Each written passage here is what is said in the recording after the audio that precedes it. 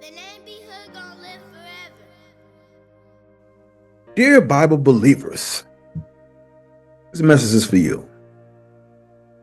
As you know, just in a few days, Halloween's right around the corner.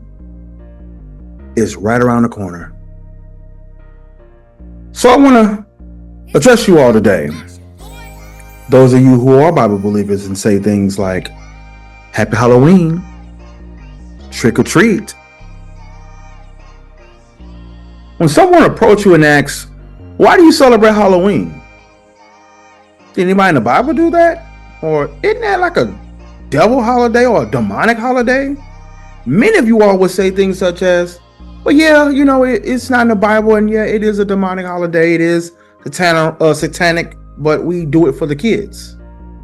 Or, well, we don't do that, but we do trunk or treat instead of trick or treat, Then you get some who know better.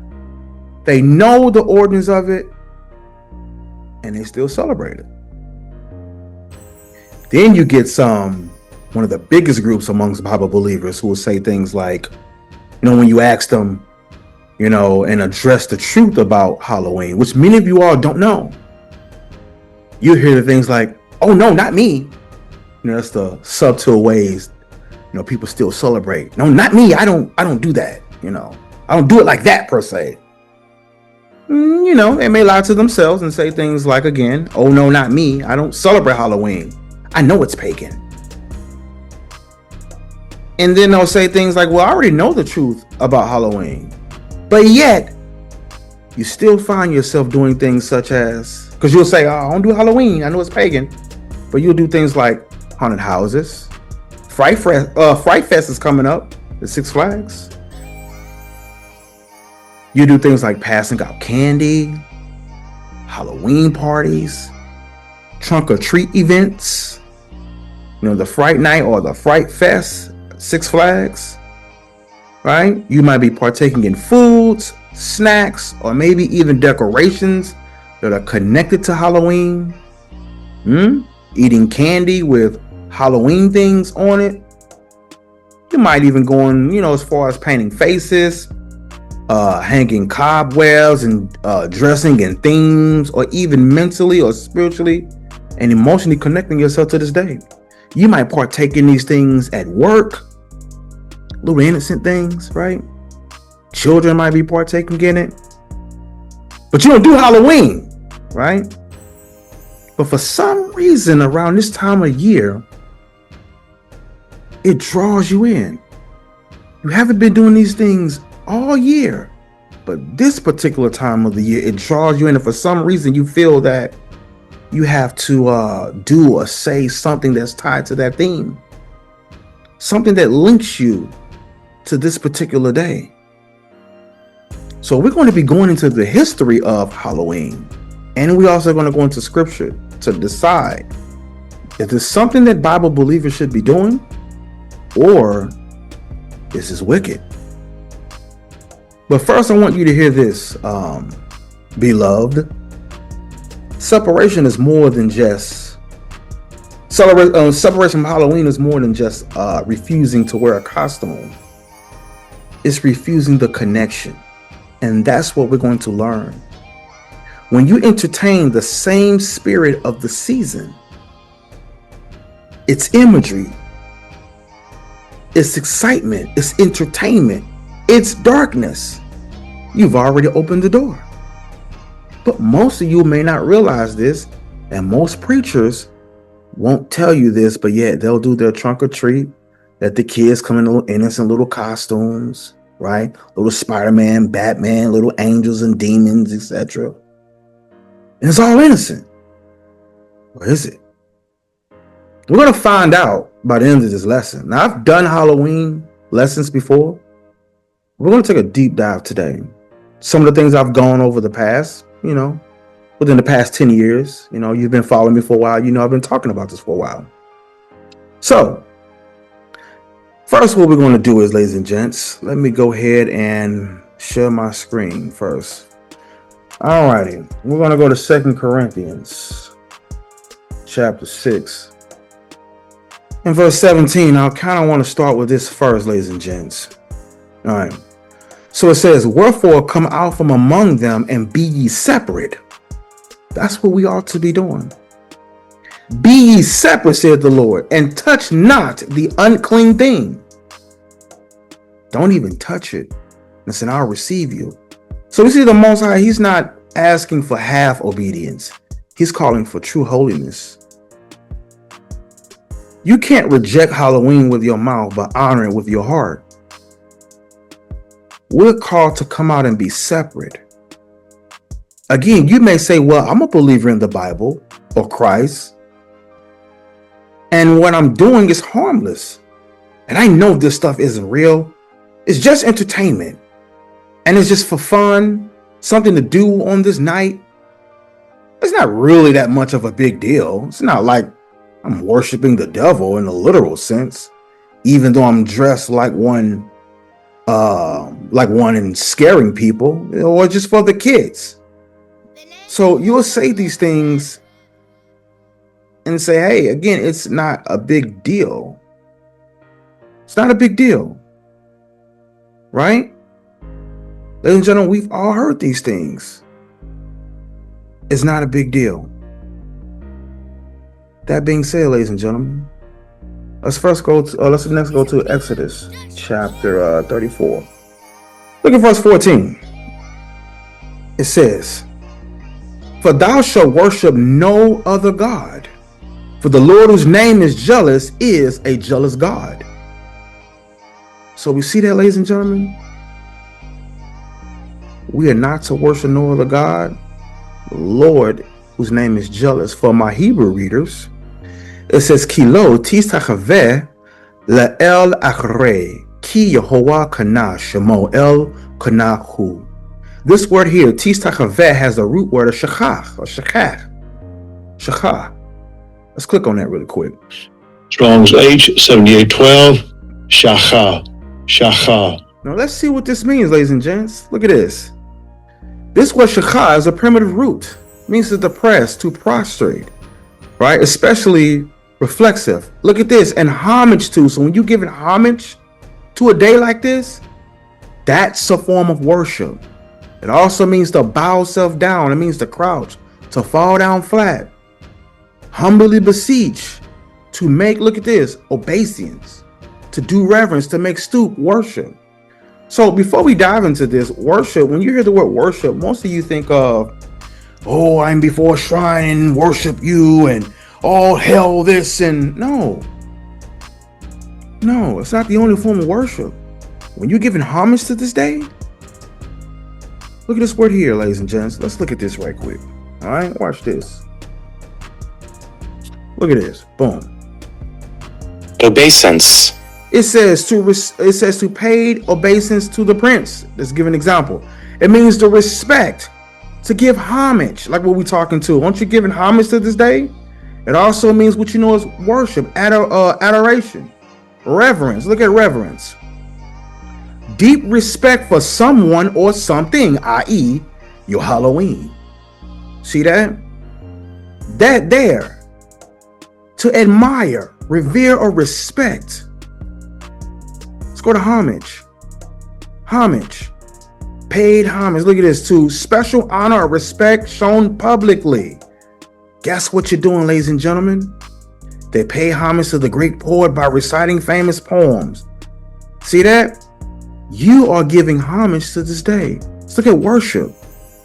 The feeling, or it can be an expression of reverence or adoration for a deity, which we're going to go over. You'll be doing that knowingly or unknowingly, ladies and gentlemen. Okay? But then it say the acts or rites that make up a formal expression of reverence for a deity. Then it say also a religious ceremony or ceremonies. What is the ceremony? Look at this. It is a formal religious of public occasion. Typically one celebrating what? A particular event on anniversary. And that's what you're doing. Every anniversary, you're partaking in a particular event, a ceremony, whether you know it or not. you are literally partaking in a ritual. Ladies and gentlemen, honor. Let's get honor. Honor, putting on honors, high respect, great esteem. Let's look at esteem, respect, and admiration typically for a person. Typically. See that, ladies and gentlemen? So, regard. Look at this. Consider or think someone or something in a specified way. See that?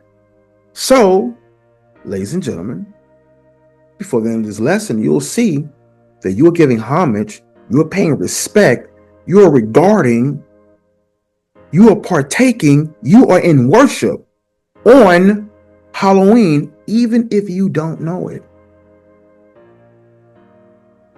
Even if you don't know it.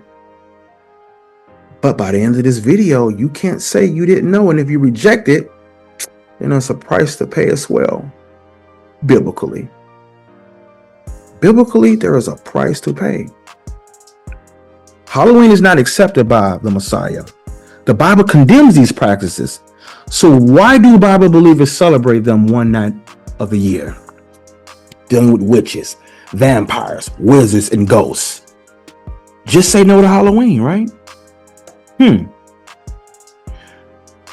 So we first see that the Most High, he don't play. He's jealous. He don't want us dealing with other gods. Right? So today's Halloween's words, right? And we're going to get these understanding of these words. Soul cakes. S-O-U-L. Soul cakes. Souling. S-O-U-L-I-N-G. Guising. G-U-I-S-I-N-G. Samhain, aka Samhain. All right, so most people would say Samhain, some people would say Samhain. You might hear me say both. All right. So again, you may say, well, I don't do Halloween. I'm just going to a party. I'm just passing out candy, etc. Well, in your mind, that may be true, but you're still partaking in this day. So before you rush to another party or trunk or treat with your pastor, take time to learn what these things really mean before you draw your conclusion on something that you're going to ignorantly do or willingly participate when you don't even at least know the origins, or you don't really understand its origins. Because some of you may know the origins, but you may not fully understand what it is that you're doing. Soul cakes, that word, right? In case you don't know, it's a small round cake. You know, it was baked on All Souls Day, which we will talk about later. All Souls Day. So family, all right, they gave them to beggars or homeless people. They promised to say prayers, etc., for departed souls of their families. All right, this custom honored the dead and believed that food or prayer could ease a spirit's suffering. It is the root of giving and receiving treats on what you call Halloween. Maybe you didn't know that. Watch this. So before we continue, understand that this goes back to what you call Halloween. Watch this. Define soul cakes. Let's just type that in and see. Soul cakes are small treats, spice cakes traditionally made in England to celebrate All Souls Day, like what I was telling you, and Halloween. They're similar to scones or biscuits, and the practice of souling involve what? Poor people going from door to door to receive these cakes in exchange for what? Praying for the souls of the dead. See that? Today they are seen as the historical precursor to what? Trick-or-treating. You know how the Bible says that there's no new thing under the sun? There's nothing new under the sun, Ecclesiastes 1:9. Nothing new under the sun. I'm going to show you that everything that you're doing as a Bible believer, as you say, you are partaking in rituals that does not go back to the Bible, but it goes back to pagan customs. pagan rituals, satanic rituals, non-Christ believers, non-Bible believers. You are willingly partaking in something that has nothing to do with the Bible. And the downside to it is even more, you are giving this to your children. You are passing it down to them, and they will become adults and they will become stubborn like you. You have a emotional attachment to this that when somebody try to tell you, you don't really want to hear it. Or you may listen, but right on October 31st, guess what you're doing? The very things that is attached to that deity. And then you come with some excuse, right? You will come with some excuse to justify what it is that you're doing, right? How many times, guys, are you a Bible believers, you've told somebody, hey, you know, you're not supposed to be doing that, right? And they will come up with some excuse. Well, guess what? The Bible says a sinful man will not be reproved. I mean, they're not going to accept the correction. But what they're going to do, they're going to find an excuse, not according to the will of God, but according to their own will, according to his will. That's what they're going to do, ladies and gentlemen. Now, that being said, Ecclesiasticus, there's a reproof that is not coming. So guess what? Sometimes, guys, there's going to be times you're going to reprove or correct somebody, and it won't be pretty. Sometimes there's no pretty way to correct somebody. But again, some man hold his tongue and he's wise, right? It says, it is much better to reprove, meaning you openly rebuke them or correct them, than to be angry secretly. So in other words, if we can apply that to you sitting back watching them do this Halloween, decorating this and buying this for the kids, and you say nothing, but yet you angry on the inside because you know what they're doing is wrong. The Bible says it's much better to reprove than to be angry secretly. And he that confesses fault, oh, damn, you know what? I shouldn't have been doing Halloween. You're right. We're not doing that this year. We're not doing that no year. They'll be preserved from her, i.e. from the Lord. But the Bible says, how good is it? Not bad. How good is it when you are reproved? You see that? That's a good thing when you get corrected. So why? So that you can show repentance, so you can turn, you can change. Let's say you'll escape willful sin. So when you do those things, ladies and gentlemen, you are escaping willful sin, meaning sinning on purpose. Because the Bible tells us in Hebrews 10:26, for we sin willfully, deliberately, on purpose. After that we have received the knowledge of the truth, i.e. no more Halloween, and you do it anyway, there remaineth no more sacrifice for sins. What does this mean right here? Because Yeshua, or who we call Jesus, he sacrificed for our sins. And he's saying it will be no more Christ, which means what? You can't be forgiven because at that point, ain't no sacrifice for sins. No more Yeshua being the sacrifice for you. Hebrews 10:18 tell you, now what remission or forgiveness of these is, there is no more offering or sacrifices for sin. So Yeshua himself is the sacrifice. And if you sin on purpose, guess what? You just got rid of Christ out of your life because you're doing it on purpose. So we dealt with soul cakes. Now let's deal with souling. Let's deal with that. All right. Now, before I do, ladies and gentlemen, do you know what souling is? Souling. Souling. Again, that's the act of going door to door, asking for soul cakes, praying for the dead, etc. People disguise themselves to avoid being recognized by spirits thought to roam the night, which we'll dive into, ladies and gentlemen. That is the ancestor of your trick-or-treating. Your soul cakes, remember? That was the cakes that was given, right? It was given on All Souls Day, families of beggars or poor people, right? So let's go and deal with souling, all right? Since we're dealing with your soul. Here we go. Souling. Souling was an old tradition where poor people, often including what? Children. It's for the kids. Would go door to door on All Souls Day and sometimes Halloween to beg for food, money, or soul cakes.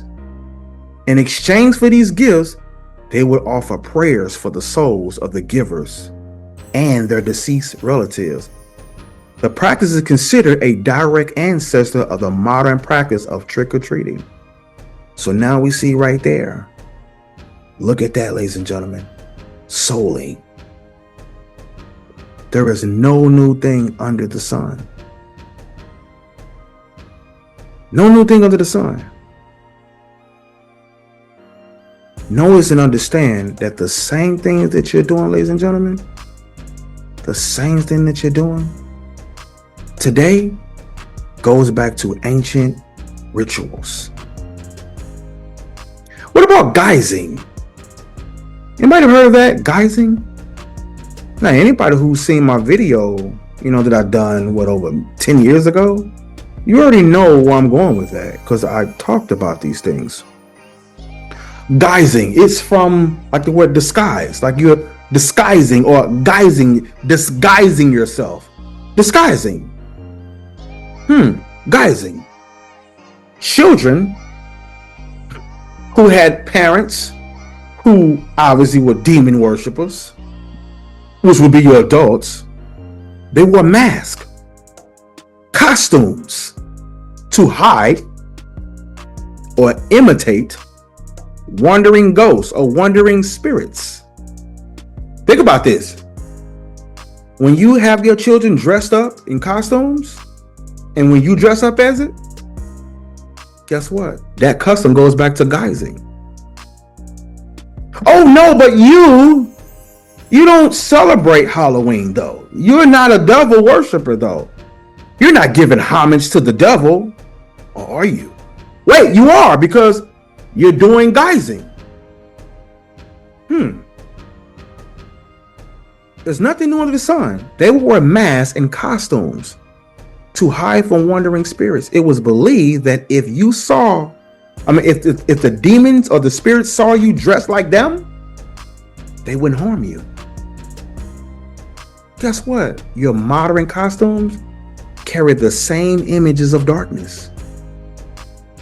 They would dress up in costumes. And guess what they would do? They would collect wine, money, food, and like other offerings. And in return, guess what they would do? They would give you a joke, singing to you, chants, or even poetry. Yeah, poetry. That sounds a lot like the kids today. Trick or treat, give me something good to eat. If you don't, I don't care. I'll pull down your underwear. Rhymes.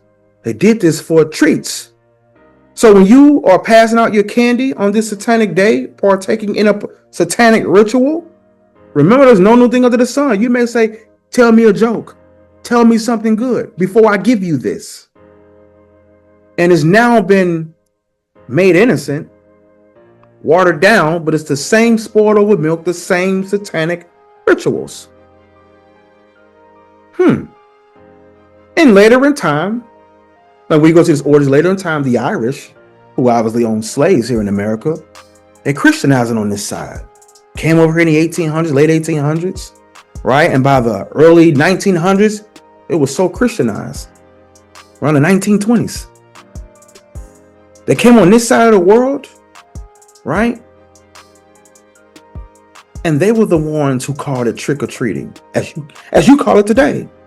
So your great-grandparents or parents, they've passed down these same old rituals. You who say you believe in the Bible follow the same satanic rituals and occult practices knowingly or unknowingly. And you do it without question. And then you question those who said that they're not going to do it, or who said that they want to follow the Bible that you claim you believe in. And you follow the tradition of your oppressors, slave masters, those who never liked you. And yet you do it with no question. And then you say that you're not in a cult. I don't think I hear me, because we're going to cook tonight.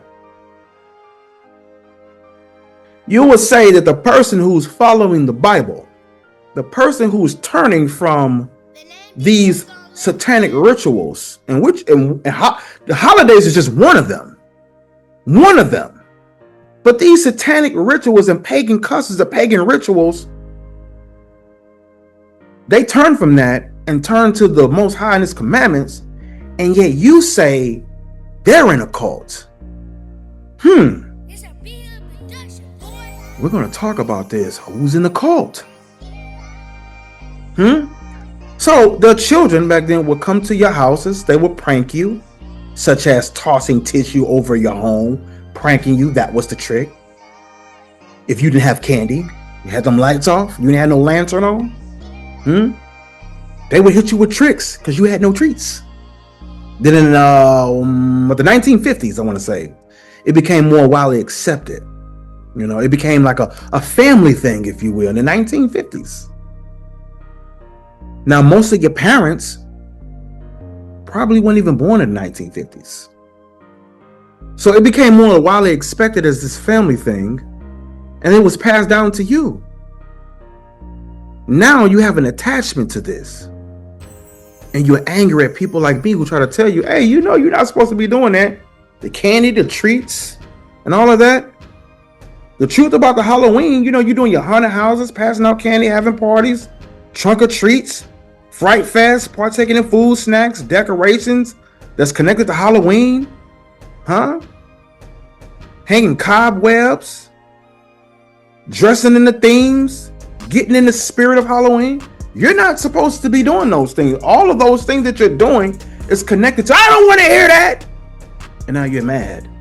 How you gonna tell me something? You in a cult? Really? Well, what are you partaking in? Is that not a cult? Is that not connected to the occult?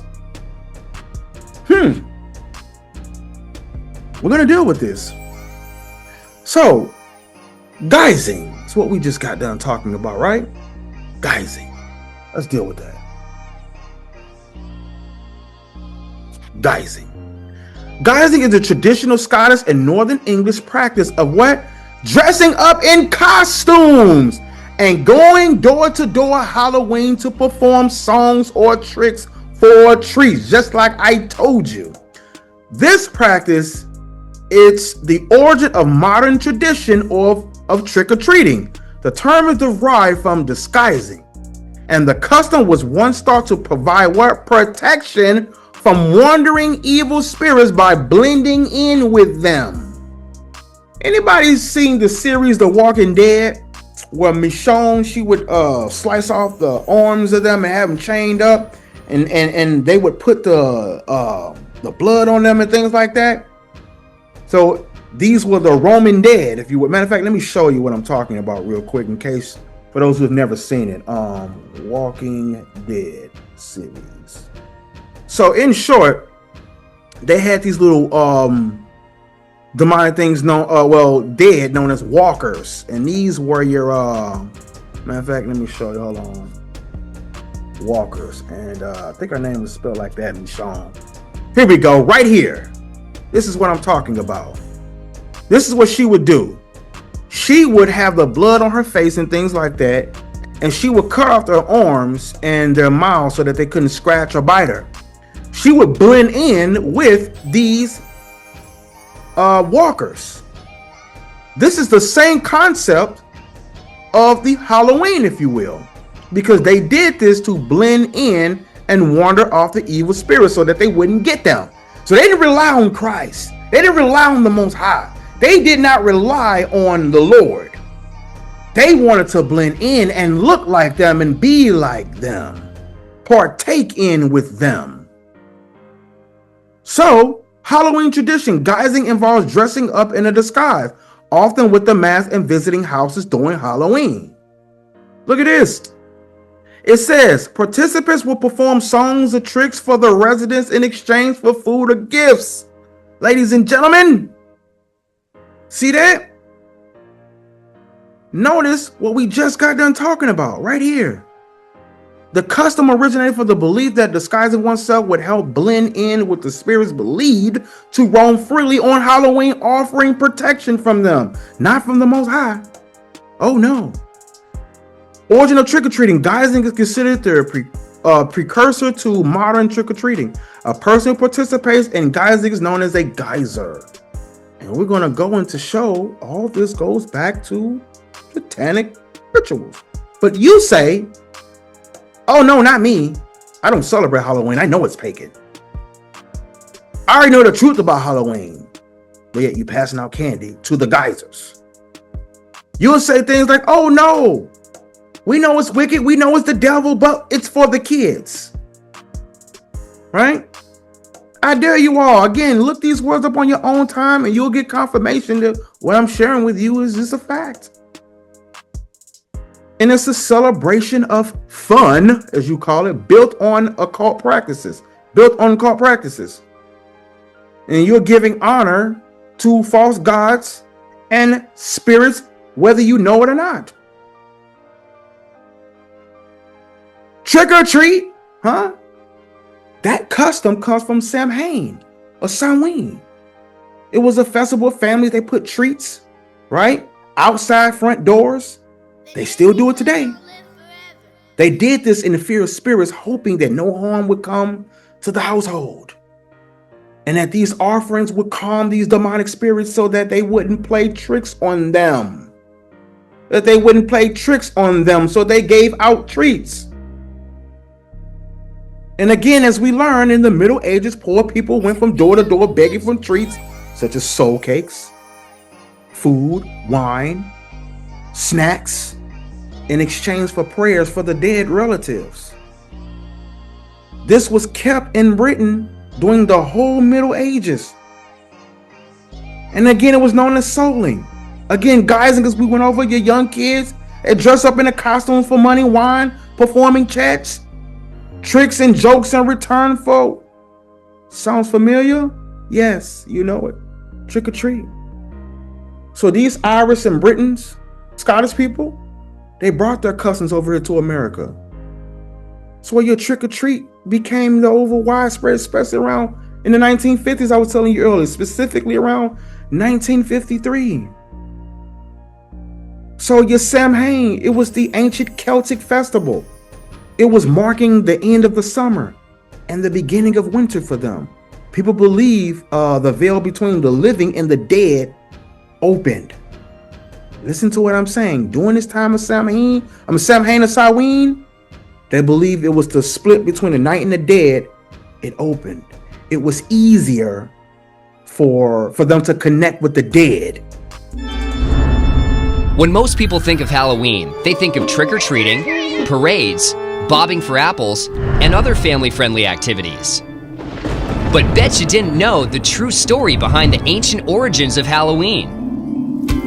It all goes back some 2,000 years to the ancient Celtic festival known as Samhain, celebrated on November 1st. On the night before Samhain, people believed that the dead returned as ghosts. They would leave food and wine on their doorsteps to keep roaming spirits at bay, and wear masks when they left the house so they would be mistaken for fellow ghosts. The Christian church turned Samhain into All Saints' Day, or All Hallows, in the 8th century. The night before became All Hallows' Eve, later shortened to Halloween. You've heard of trick-or-treating on Halloween, but what about souling or guising? All three of these traditions originated in medieval Britain. On All Souls' Day, November 2nd, the needy would beg for pastries known as soul cakes. In return, they would pray for people's dead relatives. This was called souling.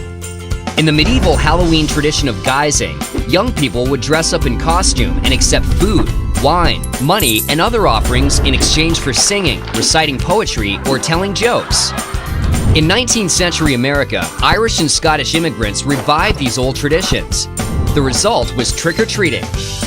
At first, it was much more about the tricks, in the form of pranks and hijinks, than the treats. It wasn't until the 1950s that the custom took on its current family-friendly, kid-centered form. Today, Halloween is big business, with US consumers spending more than $2.5 billion on costumes annually. Add in the candy, and it's estimated that Americans spend up to $6 billion on Halloween each year, making it the second most commercial holiday after Christmas. So whether you're a fan of tricks, treats, or trivia, there's a bit of Halloween history. We bet you didn't know!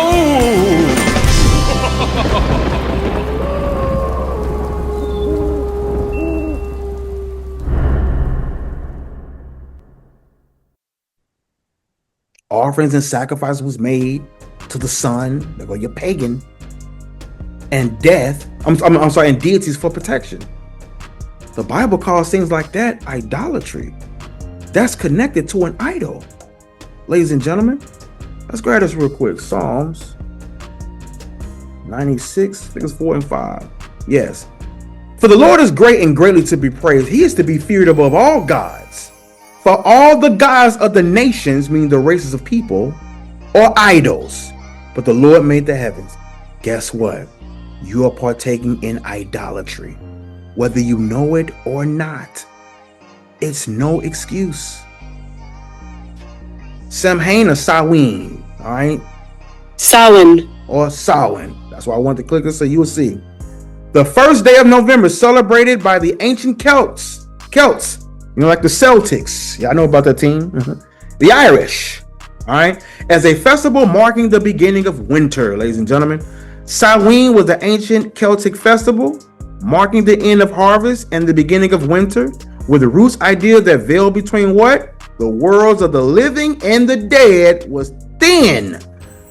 We're going to learn more about that later. Look at this. It was thin. All right, on October 31st, the same day you partake in, which we're going to be dealing with. It is celebrated by modern pagans. Ooh, pagan holiday. You said you know it's pagan, but yet you still partake in their rituals. And it's considered the precursor to Halloween, a holiday that now incorporates many of Samhain's traditions, such as bonfires, costumes, and warding off spirits. Isn't that something? Thinning of the veil. Look at that. All right. My friend, Celtic New Year. The Celts celebrate their New Year on November 1st, which marked the end of the summer and the harvest. It starts the dark half of the year. Thinning of the veil. The night of October 31st was believed to be a time when the boundary between the living and the dead became blurred, allowing spirits to return to earth. You may not believe that, but you are partaking in the rituals of those who did. Those who did, you are partaking in it, dressing up as costumes, doing the same exact thing that they did to quote unquote to lure off these spirits from getting them. So it says, symbolic importance. The festival was a time of supernatural intensity where forces of darkness and decay were thought to be abroad, meaning on that day. Why? Because the thinning of the veil. Right? Rituals. Celts lit bonfires for both practical purposes, like what? Warding off evil spirits, and spiritual ones, including divination. Wearing masks and costumes was a way to disguise themselves from what? Evil or mischievous spirits, ladies and gentlemen. You are partaking in satanic rituals, whether you know it or not.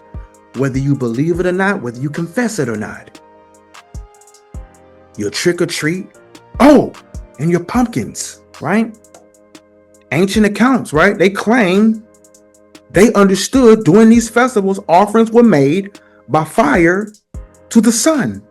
Over time, stories arose that candles representing those offerings. Hold on 1 second. Had a call on.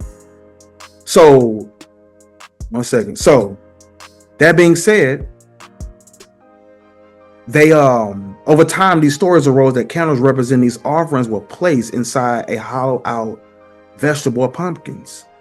This became jack-o'-lantern. It was a symbol viewed by the pagans in their rituals, which we'll talk more about later when we deal with jack-o'-lantern.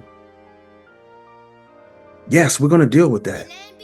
The demon druid worshippers would offer gifts to their false gods. In return, they would hope for heavenly rewards. These so-called treats would be things such as black cats. Wait, don't we see that during All Hallows Eve or Halloween? They would also be people. They would sacrifice people. They would lock them in wicker cages. Did you know that? And they would sacrifice them in fires. Now, have you seen the movie, what's the movie with Nicolas Cage? The Wicker Man. You know what I'm talking about. Might have came out maybe 2006. There's another movie too. The Wicker Tree. So you got the Wicker Tree and the Wicker Man. If you know about these customs, you know about these movies, and you go and watch the Wicker Man, and you go and watch the Wicker Tree, then you will see exactly what I'm talking about. They show this right in your faces, and you willingly partake in it. Willingly. Costumes, right? Now, during these Samhain or Samhain or Samhain festivals, the Celtic worshippers, they dress again in animal skins, or as demons, ghosts, or fairies. Now, you women like to dress like little fairies and little Tinkerbells and all of that nonsense. That is to trick the wandering spirits into leaving them alone, thinking that they were one of them, as I was explaining. Again, sounds just like The Walking Dead. Sounds just like what you all are doing today. When you say, oh no, not me, I don't celebrate Halloween. But yet you do the things that they did in a celebration to honor and commemorate that day, to show respect to that day, to give homage to that day. Oh no, that's right, it's for the kids. Is it really? Or is it really for your emotional attachment that you've had growing up in it? Is it really for the kids? Did the Lord give that to us for the kids? Now this Samhain or Samhain or Samhain, it was changed to All Saints Day and All Hallows. And this is during the 7th and 8th century, I want to say. And this custom came to America before the 1950s. And again, by the well, as you know, by the 1950 or 1953, it became widely accepted as like this family thing.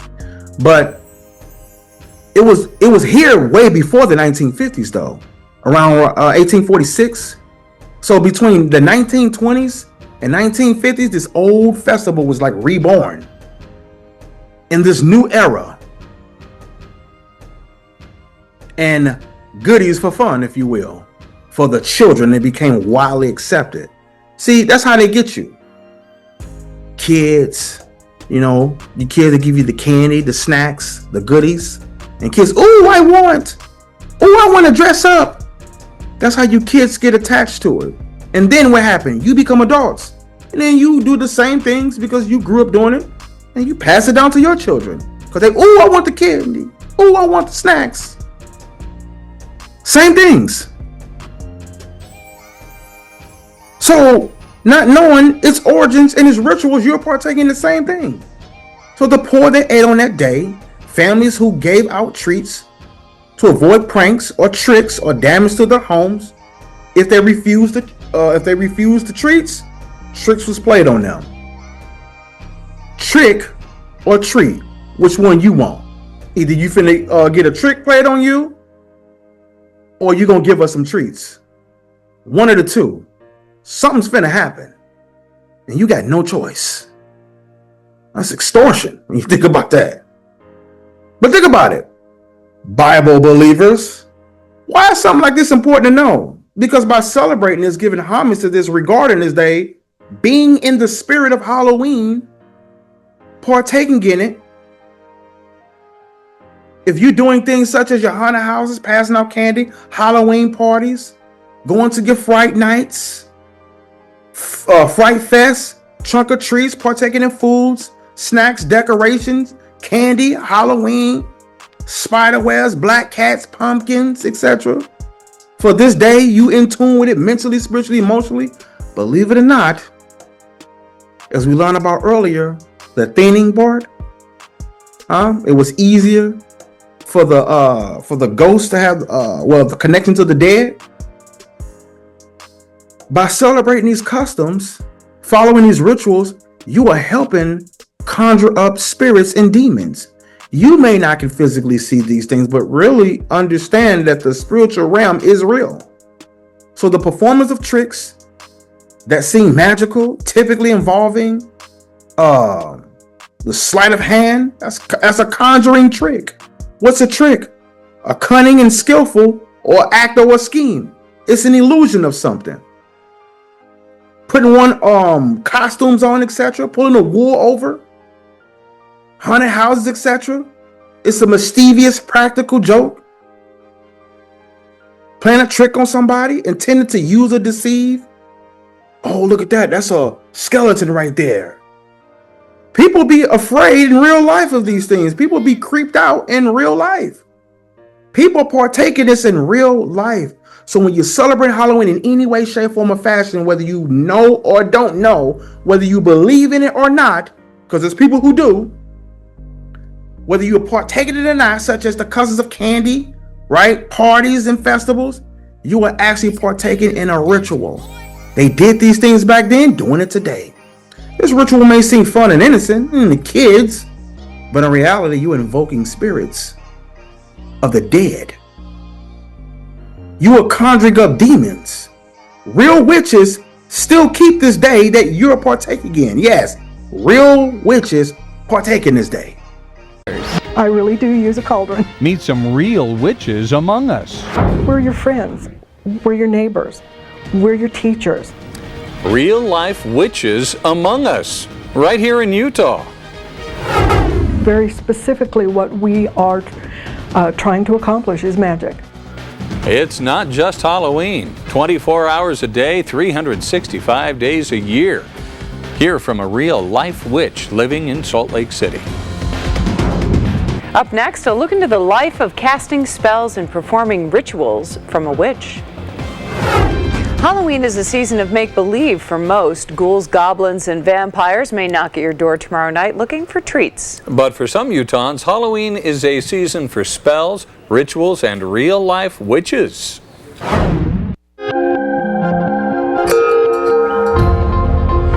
We're your friends. We're your neighbors. We're your teachers. A lot of people who hear the word witch and are immediately bothered, maybe even disgusted. There are witches among us. Living in Salt Lake City has been extremely supportive to the path that I'm following. They gather in public parks and private places. This is our temple for our coven. Witchcraft is a way of life for Rita Morgan. Sometimes it contains fire. I really do use a cauldron, yes.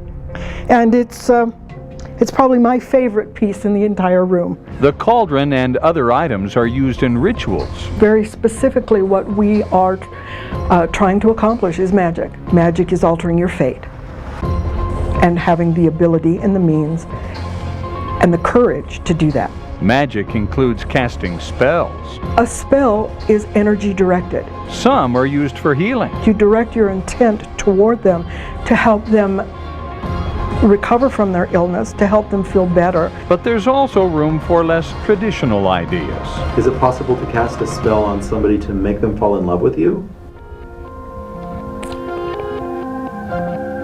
Yes. Is it a good idea? No. The exact number of witches in Utah is unknown. Rita tells us there are dozens of covens like hers, but says many witches also practice their craft alone. She also believes Halloween is special because communication with the dead is easier at this time of year. She also believes Halloween is special because communication with the dead is easier at this time of year. She also believes Halloween is special because communication with the dead is easier at this time of year. You are conjuring up demons. Real witches still keep this day that you're partaking in. Yes, real witches partake in this day. Real life witches. So when you're celebrating Halloween and you're engaging in a belief system of necromancy, which you are, calling upon the dead, you may not realize this, but you are joining in on this on that very day, whether you're playing and joking about it or not. For example, when our ancestors made a calf in the wilderness, This was homage to another god, another idol. The Most High was so upset, remains a jealous God. He's a jealous God. You can't take something wicked and put the Most High's name on it, nor can you make it clean. You can't do that. You can't do that, ladies and gentlemen. So you are partaking in a satanic ritual, whether you know it or not. Let's go and deal with this real quick. Let's go to the book of Job, chapter 14. Job 14 verse 4 asks a question. Who can bring a clean thing out of an unclean? Nobody. No one. Something that's unclean as Halloween. Something that's unclean as Halloween, you can't turn and make it clean. Don't try to take something unclean and put the Lord's name in that. Nobody can do that. Oh no. Don't work like that, ladies and gents. It just don't. So let's go to what we call the Apocrypha, Ecclesiasticus chapter 34. Ecclesiasticus 34 and verse 4 asks the question. Of an unclean thing, what can be cleansed? And from that which is false, what truth can come? So if it's something unclean, can something come out of that be cleansed? No. And the thing that is false, what truth can come? Don't be dealing with false idols, false gods. Ain't no truth coming from that. Leave it alone. Walk away from it, ladies and gents. You are to walk away from it in all way, shape, form, or fashion. So again, as you know, Halloween is coming up. As a matter of fact, speaking of Halloween, did you know that Halloween is derived from two words, hallowed and evening? Now, from a biblical perspective, what does hallowed mean? If anybody knows Hebrew, you know the Hebrew word Kadesh. It means holy or set apart. For example, we'll go to we're going to Leviticus chapter 22 real quick.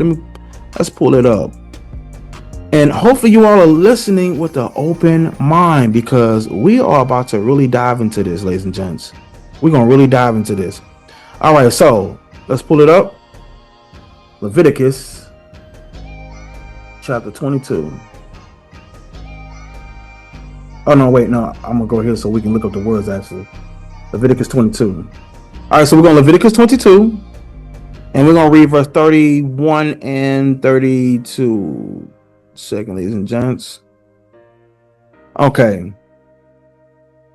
It says, therefore shall you keep my commandments and do them. I am the Lord. Neither shall you profane my holy name, but I will be what? Hallowed among the children of Israel. I am the Lord which what? Hallowed you. See that? Hallowed you.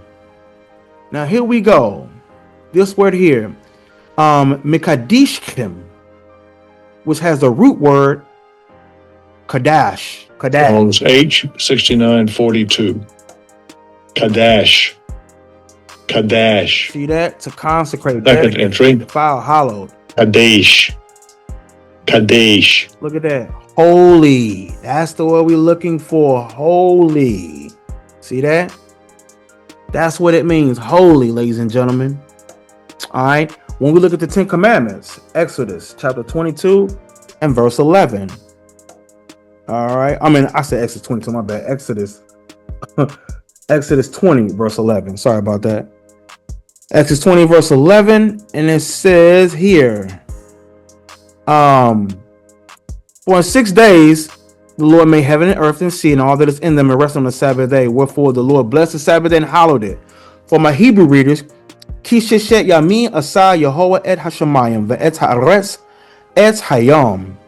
Then it says ve'et kol asher bam vayanach vayom hashvi'i al chen berach Yehovah et yom hashabat v'chad shehu. This word right here, all right, and hallowed it. That's the same root word, kadash. Strong's H 6942. Kadash. Kadash. That's the same. Second entry. That's the same word. So once again, Kishishe Yamim Asa Yehovah et Hashemayim ve'et ha'aretz et hayom ve'et kol asher bam vayanach vayom Hashvi'i al chen berak Yehovah et yom hashabat v'chashehu. Has the root word kadash, which is the same thing. So honor is sacred, hollow. You see that? Essentially, it means holy. All right. So that being said, ladies and gentlemen, when you see in your King James Version Bible and hallowed it, meaning the Sabbath day, he made it holy. That's what that means, ladies and gentlemen. He cleansed it, set it apart, consecrated that day. That's exactly what he did. All right. So understand that when you say hallow, as in Halloween, matter of fact, one more. Let's go to Matthew right quick. You know this in the Lord's Prayer. Remember, my last video was based on the Lord's Prayer in Hebrew. Matthew 6 verse 9. It says, after this manner, therefore, pray ye, our Father which art in heaven. What did he say? Hallowed be thy name. There go the word hallow. Holy. So in other words, holy is your name. So you would see Avinu Shabbat Shemayim Yitz Kadesh Shimcha. Our Father who art in heaven, right? Holy is your name, or holy be your name. So the name holy or hallowed has the same meaning. So holy or hallowed means holy, sanctified, cleansed, clean. Remember Joel 14:4, who can bring a clean thing out of an unclean? No one. Or the Ecclesiastes 34:4, of an unclean thing, what can be cleansed? Or you got Isaiah 5:21, woe unto them that are wise in their own eyes and prudent in their own sight. So what is holy about Halloween? Because remember, hallowed is the first word in Halloween. Did you know that a man by the name of Anton LaVey, who was the founder of the Church of Satan, he was the creator of LaVeyan Satanism. And one of the things he said, he says, I'm glad that Christian parents allow their children. Yeah, I'm glad the Christian parents allow their children to worship the devil at least one night out the year. Now, most of you all wouldn't even fully understand that, because in your mind, you don't worship the devil. Devil means being deceived, and you are being deceived. But nonetheless, this man who founded the Church of Satan, he is happy with you Christians who celebrate this and allow their children to celebrate at least once a year. You give homage to the devil, whether you know it or whether you don't know it. You're giving homage to the devil. Now remember, we've already learned that what worship means. Humbly beseech, do reverence, give homage, to respect and show regard to that day. So when Halloween come up, as you call it, will you have costumes, pumpkins, haunted houses, trick-or-treating, passing out candy, going to parties, dressing up, painting your faces, doing things with black cats, witches, brooms, you're orange and black, if you will? If the answer is yes, and if you're a Bible believer, then guess what? You are doing what Anton LaVey, the founder of the Church of Satan, is happy about, whether you know it or not. And if you're Christian and you wish to learn more about Halloween, do your digging, do your research. Remember 3 John 1 and 11. Matter of fact, let's go ahead it real quick. 3 John. 3 John. Chapter 1. It's only one chapter anyway, verse 11. This is what it says. It says, beloved, follow not that which is evil. Guess what you're doing on Halloween? Following the things that which is evil, whether you know it or not. But it says, follow that which is good. He that doeth good is of God, but he that doeth evil have not seen God. So you following that which is evil, guess what you're doing? You already see what you're doing, ladies and gents. Do not follow after that which is evil.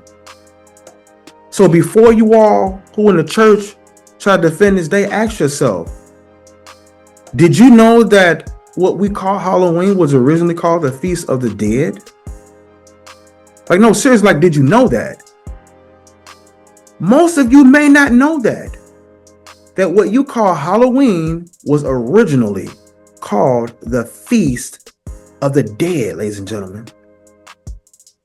Did you know that? Look, maybe you didn't. Maybe no one has told or taught you these things. But the good news is you can repent now. You can repent now. You can turn from these things right now. There's a book called Fossilized Custom by Lou White. Okay? And one of the things that we see here on Halloween, look at what it says. It says Halloween. It says the two Celtic words hallowed and evening came from All Hallows Even, and now we call it Halloween. This is now even more popular than Easter and its rivals, Christmas. The roots of this festival come to us from what? From Druid demon worship. Druid demon worship, ladies and gentlemen. The Bible says, follow not that which is evil. It says witches would set to fly brooms over crops to teach them to grow. And it was a fertility myth. When the first Roman Catholic missionaries encountered these Druids, they met stubborn resistance. Of course they did. Because inhabitants of England, Sweden, Netherlands, Northern Germany, Finland, and Ireland were very nationalistic. They were keen to their customs and cultures. It says the ritual we embrace as Halloween was originally called the Feast of the Dead. Samhain, pronounced Samhain, of course, was on November 1st. These pre-Christian Jewish, meaning before Christians, had the barbarian doing ghastly things. It was a dreaded occasion. A dreaded occasion. It says since it was thought that time stood still and that the souls of the dead walked the land, gifts, especially food, were left outside for these Roman ghosts that, well, look at this, that no harm, with the hope that no harm would come to the household. Remember, now I talked about earlier the trick. Either you're going to give us the treat or you're going to get this trick or treat. They would damage your homes if you did not give them treats. So it says the Jews chose certain children to be, look at this, burned alive on bonfires and offerings to the sun. There go your pagan customs. Parents tie yellow ribbons around oak trees, and they still do this today. Some do orange, as prayers to the sun to have the children spared. The fat, meaning from the child, left over from the child was fashioned into a candle, or should we say a lantern, and placed into a carved out pumpkin or hollowed out shaped vegetable. They start doing that pumpkin later in time, somewhere maybe around the 1920s, I want to say. But it says hollow vegetable with round sun shape design because they wanted something bigger. They said it was easy to do. But anyway, the victim, or I mean their child, was called what? Jack of the Lantern, especially when you learn the history about Jack-o'-lantern, of course.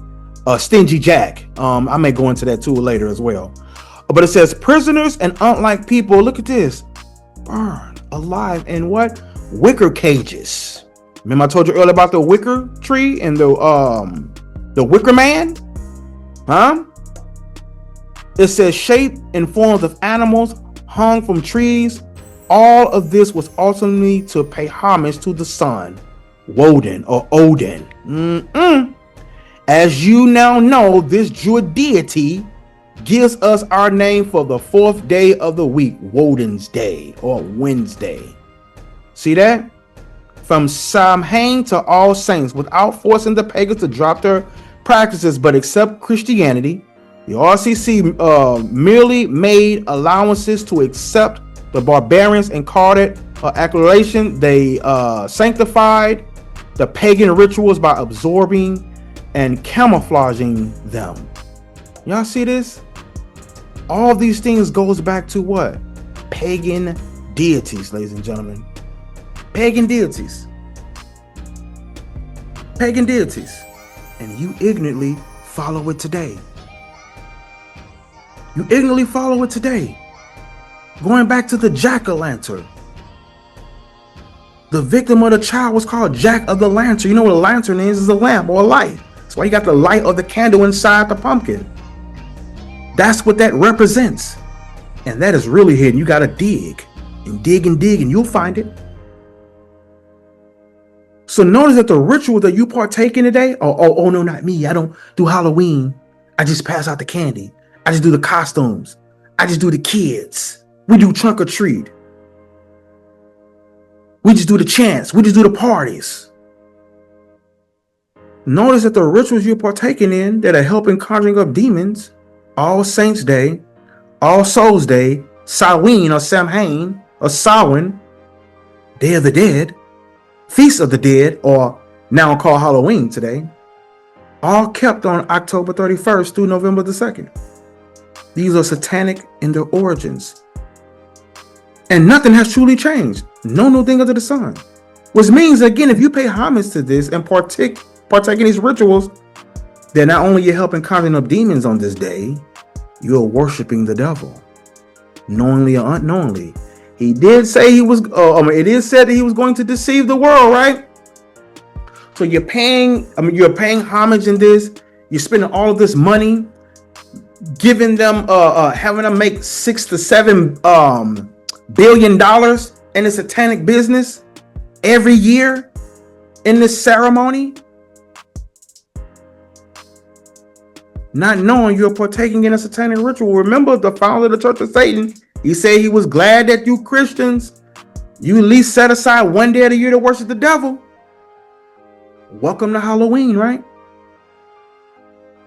So on that night, your children will be keeping ancient religious customs that was originally known by Druid demon worshippers as the Feast of the Dead. And y'all will be doing it in the church. In the church. Wow.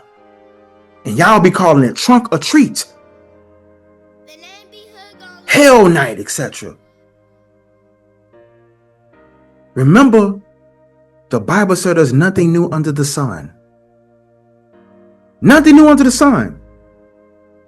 Now, some of you, because when we just learned about the witches, as it said there, let's go to Exodus 22. Exodus 22 and verse 18. Is it 18? Yes. Look at this right here. Thou shalt not suffer a witch to live. Thou shalt not suffer a witch to live. Mikashefa lo te chaye in Hebrew. Mikashefa, alright, which, lo, not or neither. Tekasheha.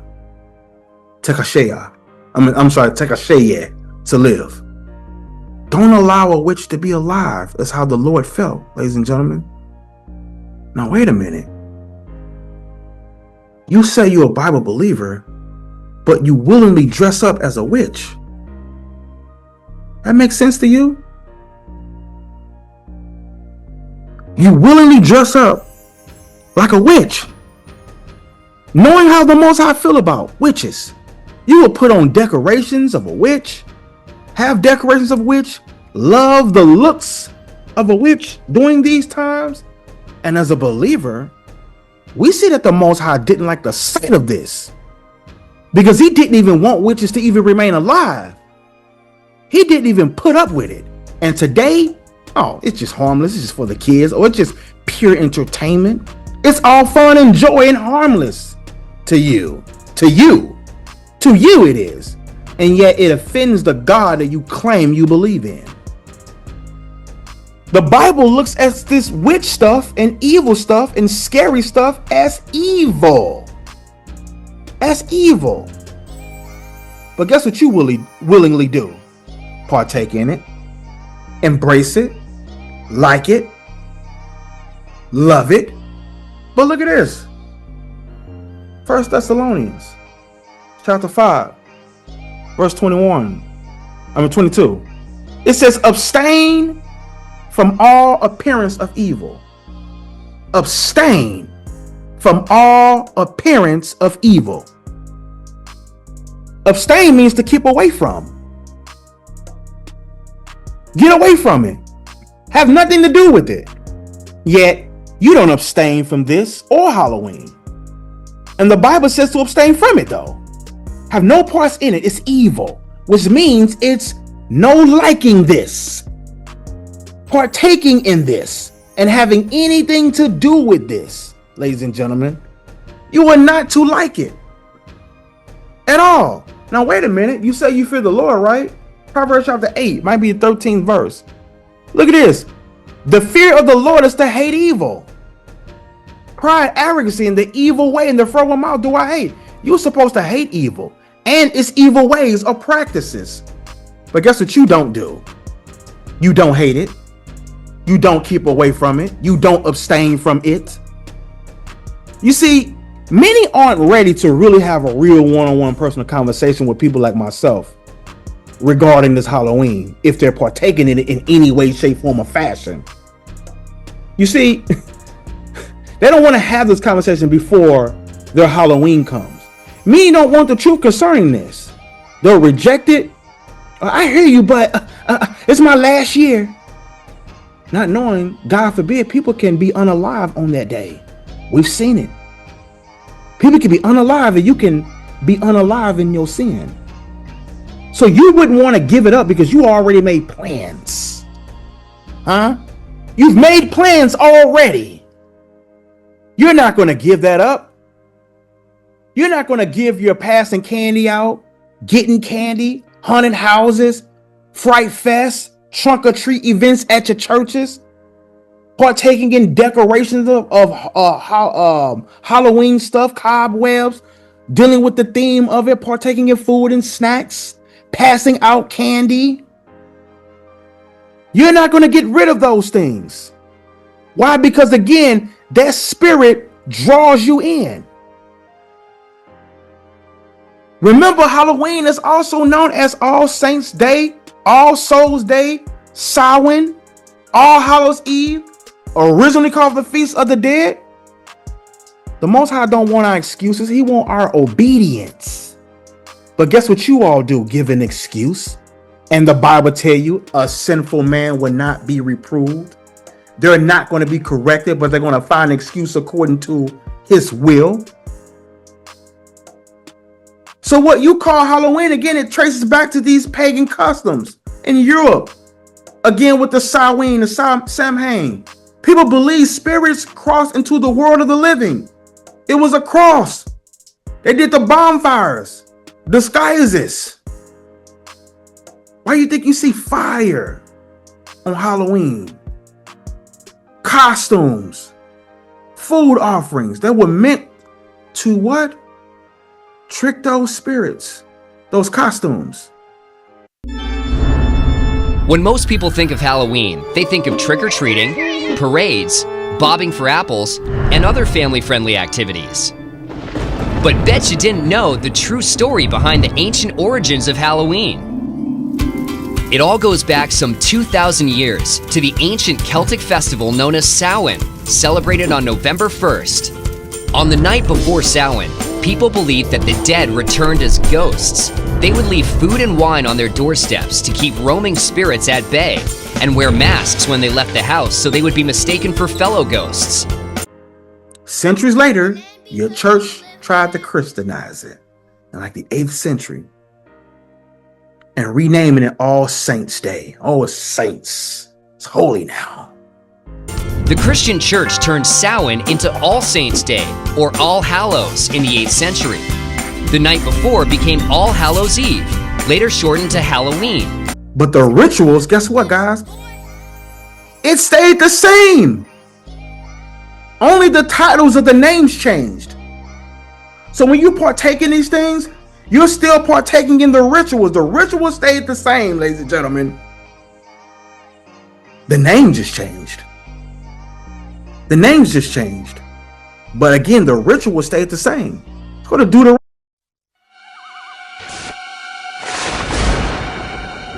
It's coming. There's no escape. On Halloween, the veil between this world and the next will lift. And then all hell breaks loose. People have been scaring each other for as long as there's been a Halloween. But how long is that? Where does it come from? And why do we put on disguises and carve jack-o'-lanterns? To indulge our darkest fears? Unlocking the secrets of Halloween means discovering how it all began thousands of years ago. So lock the doors, dim the lights, and don't be scared as we dig up the real story of Halloween.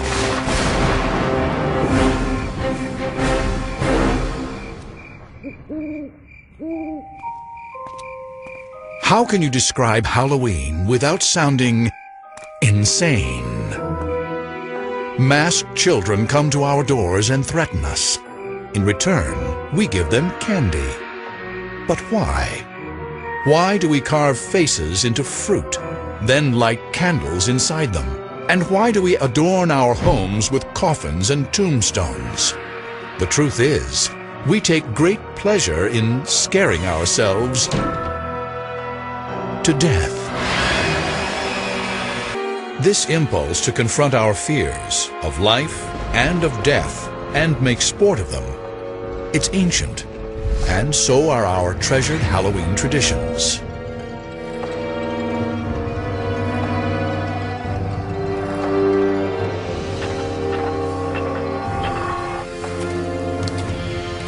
When did Halloween begin? And its ancient origins go back to the old Celtic calendar. And the old Celtic tribes divided the year between a light half and a dark half. And Samhain, their ancient holiday, was the precursor to our Halloween. And it was the beginning of the dark half. Thousands of years ago, the Celts, one of Europe's early tribes, celebrated their Samhain harvest festival with bonfires on the night of October 31st to welcome their new year. For ancient peoples, harvest was a matter of life and death. If crops failed, people starved. Death was always close. But the Celts believed there was even more to Samhain. What marked Samhain and this transition from light to dark was that time and space became permeable, flexible. And so that spirits not only of the dead, but of the past or of other realities could sort of wander into our reality, and humans could wander out and get lost in the other world as well. The veil between life and death was at its thinnest, and the living and the dead could commingle. She also believes Halloween is special because communication with the dead is easier at this time of year. People believe the veil between the living and the dead opened. Listen to what I'm saying. During this time of Samhain and Samhain, they believe it was the split between the night and the dead. It opened. It was easier for them to connect with the dead. The veil between life and death was at its thinnest, and the living and the dead could commingle. And that's at the root of all the Halloween celebrations. Stories persist of people on Samhain night getting trapped in the other world, and of the dead appearing among the living. But how did these ancient traditions survive into our modern era? In Western culture, they were preserved by, of all people, Christians. In a bizarre twist of history, as Christianity spread, it adopted and reimagined pagan folkways rather than try to stamp them out. This made it easier to convert pagans. A key pagan festival destined to get a Christian makeover was Lemuria, when celebrants placated the dead, culminating on May 13th. Of all the different days that they have in the Roman calendar to celebrate the dead, it was the spookiest. So on the Lemuria, what are called the larvae, the ghosts of the departed, would come up and haunt people. To quell the dead, pagan Romans poured milk onto their graves or offered them little cakes. But the Church co-opted Lemuria in 609 AD, turning May 13th into All Saints' Day, a day to honor the most holy of dead Christians. Setting aside this day was an attempt to Christianize this very pagan festival, and yet at the same time what it did was it kept a lot of the same themes going. The Christianized version of Lemuria was such a success that church leaders made a decision that eventually gave rise to Halloween. They moved All Saints, or Hallows Day, to November 1st to drain the life out of pagan Samhain. Because Samhain fell on the night of October 31st, before All Hallows Day on November 1st, people started calling Samhain All Hallows Evening, the evening before All Hallows Day. This shortened into All Hallows Even, and finally into Halloween. And then, to be safe, the church went one step further, adding a holiday to honor not just saints, but everyday Christians. November 2nd became All Souls Day, a church-sanctioned holiday to honor the departed. This is real important for Halloween because this is where Halloween gets its association with dead souls, death, and the supernatural again. So thank the church for inspiring the creepy essentials of Halloween. But wait, there's more. The church also helped establish the tradition of trick-or-treating, sort of. It all started during the Middle Ages on All Souls Day, when priests told Christians to pray for souls trapped between heaven and hell in a netherworld they called purgatory. Purgatory is not a pleasant place. It's not hell. It's not as bad as hell is, but it's still probably pretty fiery. Souls are kind of suffering there. Luckily, there is something that you could do. You could offer up prayers for them.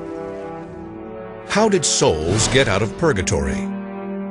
According to the church, if enough prayers were offered, a soul would fly up into heaven.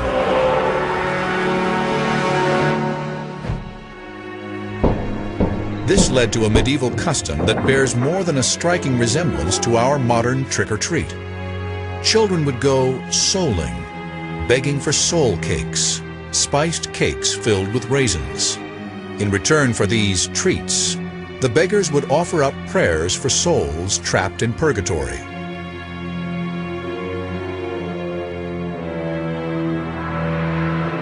While this forerunner to trick-or-treat became a preoccupation for medieval Christians, so did another future essential of Halloween: witches. It made perfect sense for people in medieval times to believe that there were demons and witches. And if there were demons and witches and they were responsible for bad things in the world, it made sense that you hunt them down and you kill them. That was their worldview. A witch panic in the 16th century helped establish the look of the character that, for many, epitomizes Halloween. Almost always women, witches were seen as in league with Satan. Even something as mundane as a broom became an instrument of evil, as well as handy transportation. Another accessory in every witch's lair was perfect for brewing devilish potions: the cauldron. Cauldrons become very popular. Again, it was something that every household had in medieval ages. It was your basic cooking implement. This is our temple for our coven. Witchcraft is a way of life for Rita Morgan. Sometimes it contains fire. I really do use a cauldron, yes. And it's probably my favorite piece in the entire room. The cauldron and other items are used in rituals. Very specifically, what we are trying to accomplish is magic. Magic is altering your fate. Another accessory in every witch's lair was perfect for brewing devilish potions: the cauldron. Cauldrons become very popular. Again, it was something that every household had in medieval ages. It was your basic cooking implement. The pointed witch's hat was a variation on a medieval countrywoman's hat. And of course, the mysterious lurking killer with the glowing eyes, the cat. Black cats and witches, graveyards and ghosts. The spooky elements of America's great Gothic holiday were taking shape. These ghoulish icons would soon make their way to the New World, where they'd help create the extravaganza we know today.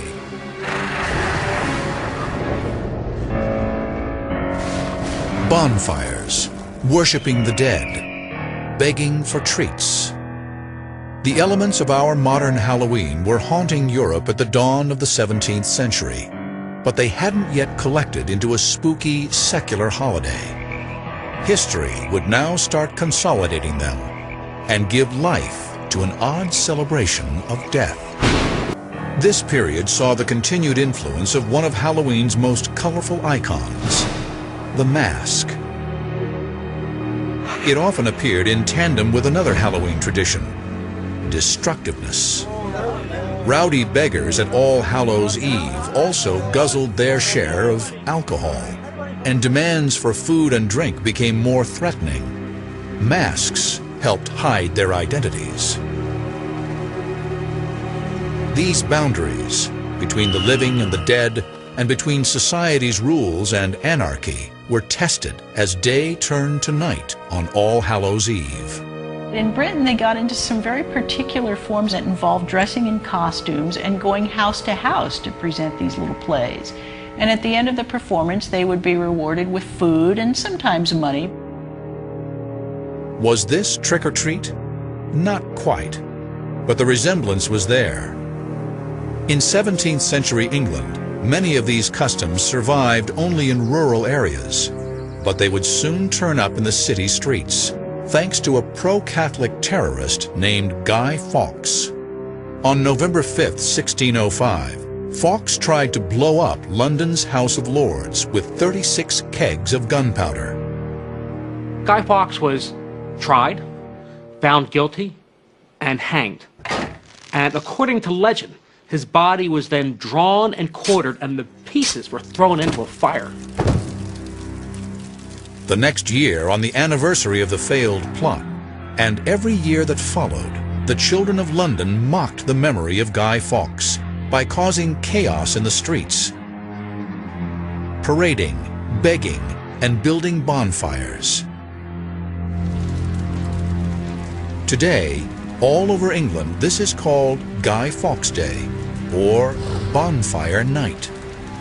Now, Guy Fawkes Day fell on November 5th, which is very close to Halloween, so a lot of the energy that was focused on Halloween sort of shifted toward Guy Fawkes Day. While it wasn't our Halloween yet, it had all the signs. Children and adults alike taking advantage of the darkness and letting loose. But now, one more spooky standby. The image of a spirit or ghost would join witches and skeletons in a macabre Halloween dance. After the Civil War, when Scots and Irish immigrants brought their rural, old-world Halloween customs with them, they helped to establish even more American Halloween traditions. For the Scots, it was a little bit of a scarier night. Until fairly late, we're still talking about the appearance of bogies on Halloween. Bogies, or boogeymen, were sort of amorphous, pestering ghosts that plagued children, hiding under beds or tapping on windows, or lurking by a gate or turnstile. There was a belief that there was a bogey on every stile, which meant on Halloween night you could cross any gate and there might be something sitting there waiting to get you. Halloween's signature symbol, the jack-o'-lantern, also began as a European tradition. But the prototype wasn't carved from a pumpkin. There's a great legend about a character named Jack-o'-lantern. And Jack was a troublemaker, but he was so bad he even managed to get himself thrown out of hell, which is not an easy thing to do. But the devil did decide to have pity on him and scooped up an ember from the fires of hell and gave it to him. So Jack takes the ember and he puts it inside a hollowed out turnip. And he walks around, and that becomes the legend of Jack-o'-lantern.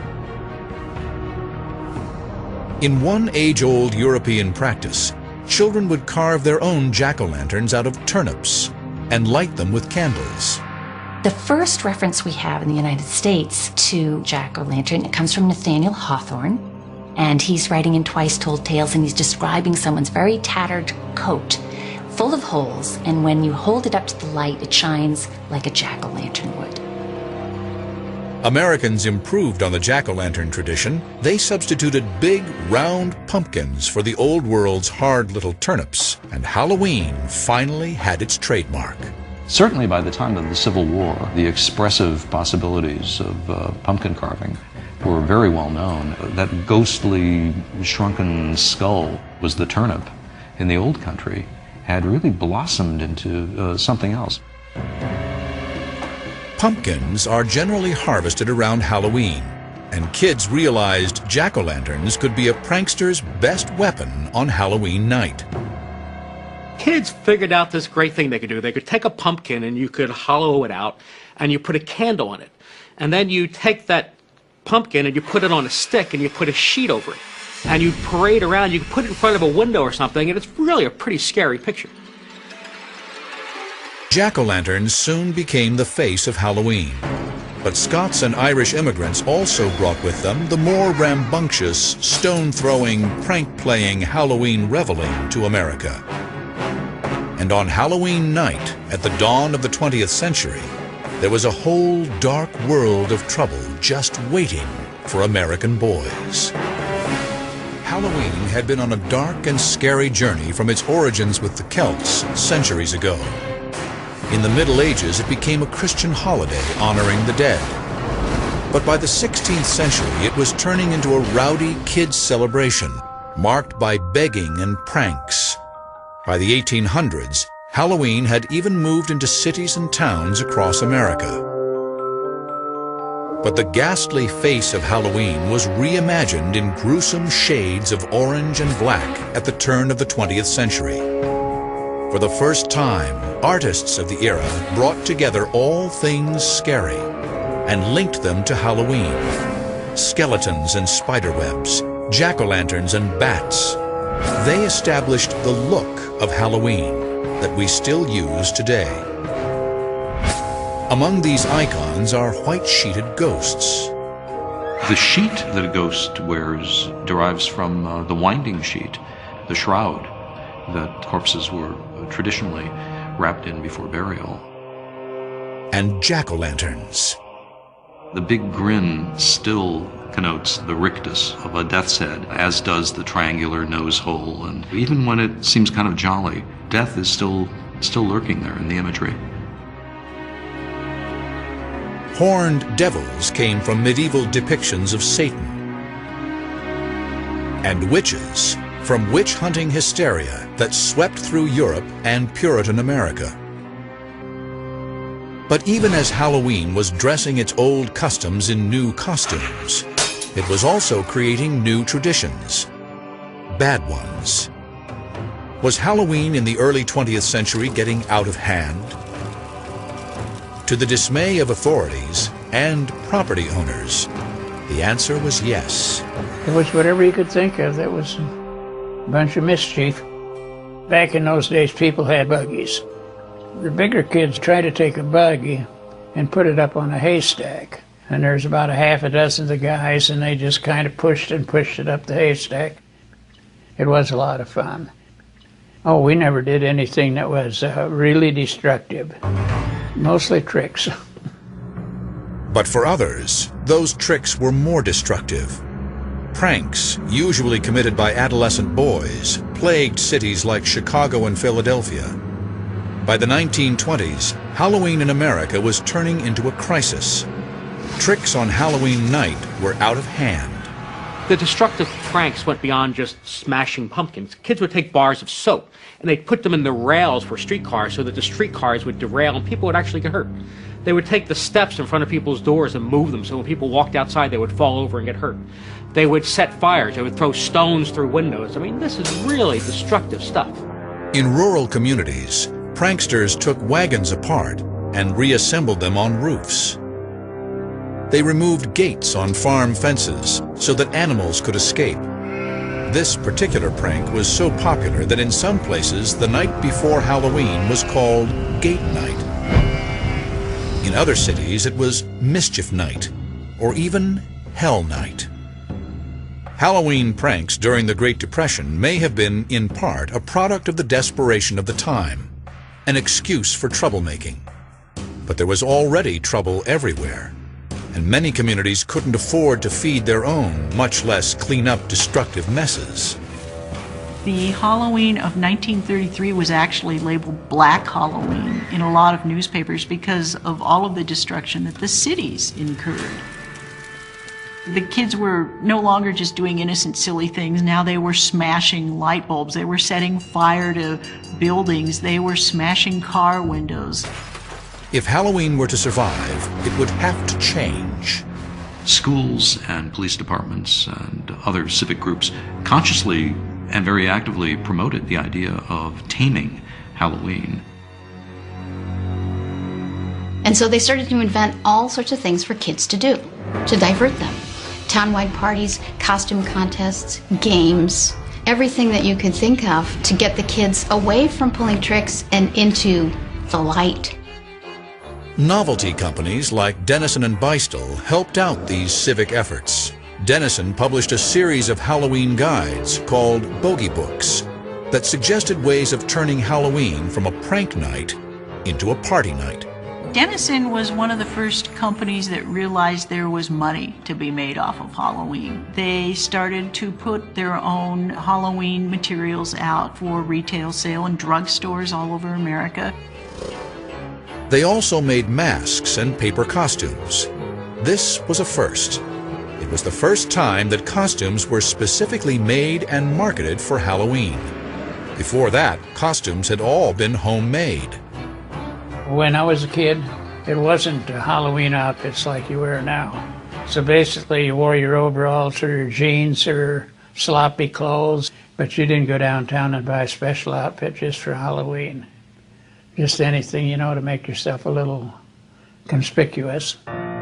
Paper costumes were fancy and an improvement on the homemade variety, but they had their drawbacks. For hundreds of years, masks and costumes have been a way for partiers to disguise themselves. And now, it's a multi-million-dollar business. One Halloween-themed store, Burbank, California's Halloween Town, is so popular, it's open 12 months of the year, satisfying customers' need for disguise. We've had this business for 10 years now, and we really wanted to make it special, so we decided to open a year-round permanent store with ultimate spooky shopping environment. It really puts people in the mood to shop for Halloween. Halloween stuff is all over the store, but the heart of Halloween Town's business is masks. We have dozens of masks. We have the best zombies you can find, the best clowns. Masks and disguises have always been great ways to let you off the hook in terms of your behavior. With an acting out kind of holiday like Halloween, of course, it's perfect. When I was a kid, I loved masks, but usually all you could find at the local stores were crappy plastic, flimsy masks that lost their shape. But as time went on, they've really evolved into an art form where there's a lot of time spent in the sculpting and the painting, and now it's to the point where you can get an expensive, high-end mask that almost rivals movie quality. And Wayne Toth would know. He's a special effects artist for major motion pictures. We have a lot of customers that like higher-end stuff or high-quality stuff, so we go out of our way to get that. We have high-end costumes, fancy jackets, and all kinds of accessories you really couldn't find anywhere else. We try and make it so no matter what you're looking for, you can find it here. Truth is, our 21st century Halloween is as much a holiday for adults as it is a holiday for kids. You get those children who are now growing up and they become very nostalgic for Halloween. So Halloween shifts again, starts to become more of an adult holiday. Halloween businesses now cater to anyone who wants to get into the spirit of the holiday, with parties and Halloween-themed venues such as haunted houses. 50 years ago, when you were too old to trick or treat, you probably had to stay home and hand out candy. There was nothing else for you to do. Now there is a vast and imaginative haunted house industry just for you. And there's something like 4,000 haunted houses in the United States every year.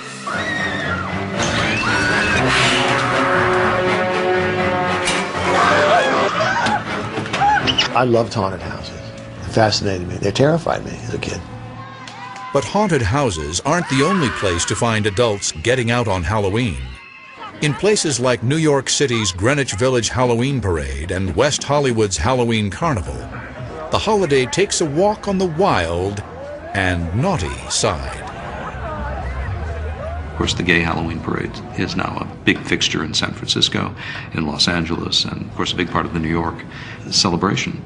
But it's this idea of turning the world on its head and being who you aren't or would like to be. Again, it's that mercurial American obsession with self-transformation. And that's the thing I think that really ignited Halloween in America. This sexually liberated Halloween sometimes crosses the line from adults to adults only. If you look at the costumes that are sold to adults these days, the costumes for women are all kind of borderline prostitute costumes. You know, the sexy nurse, the sexy maid, the sexy anything. Now, grown-ups are taking it one step further. They stock up on specially packaged Halloween novelty candy and join their children going door to door on Halloween night. These trick-or-treaters of the 1970s and 80s now seize the opportunity to relive their childhood Halloweens, dressing in full costume, supposedly to keep a watchful eye on their kids. And just as Halloween has scared kids for years, Halloween scares parents too.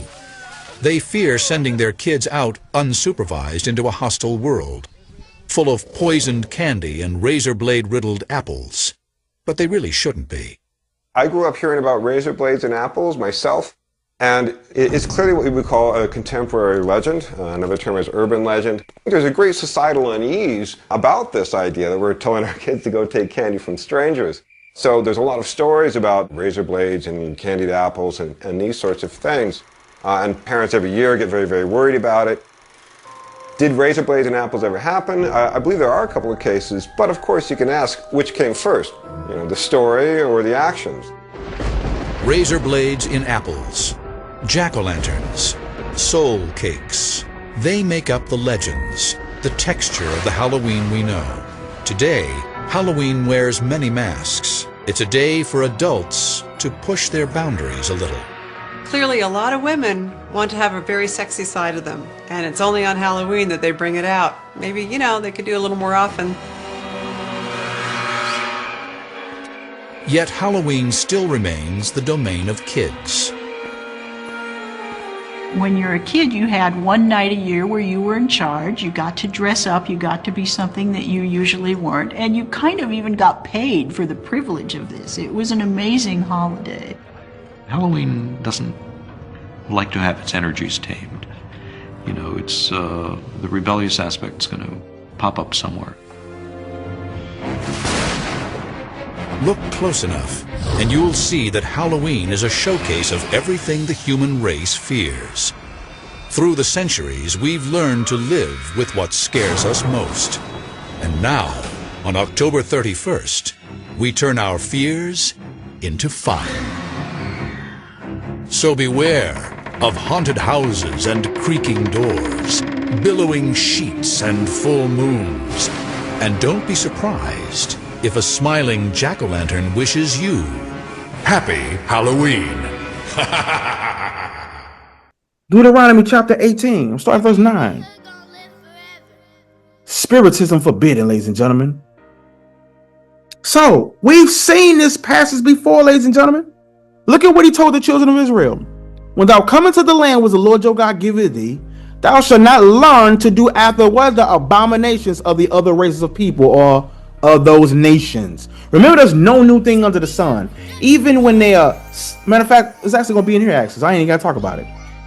There shall not be found any among you that maketh his son or his daughter to what? Here's the first thing, pass through the fire.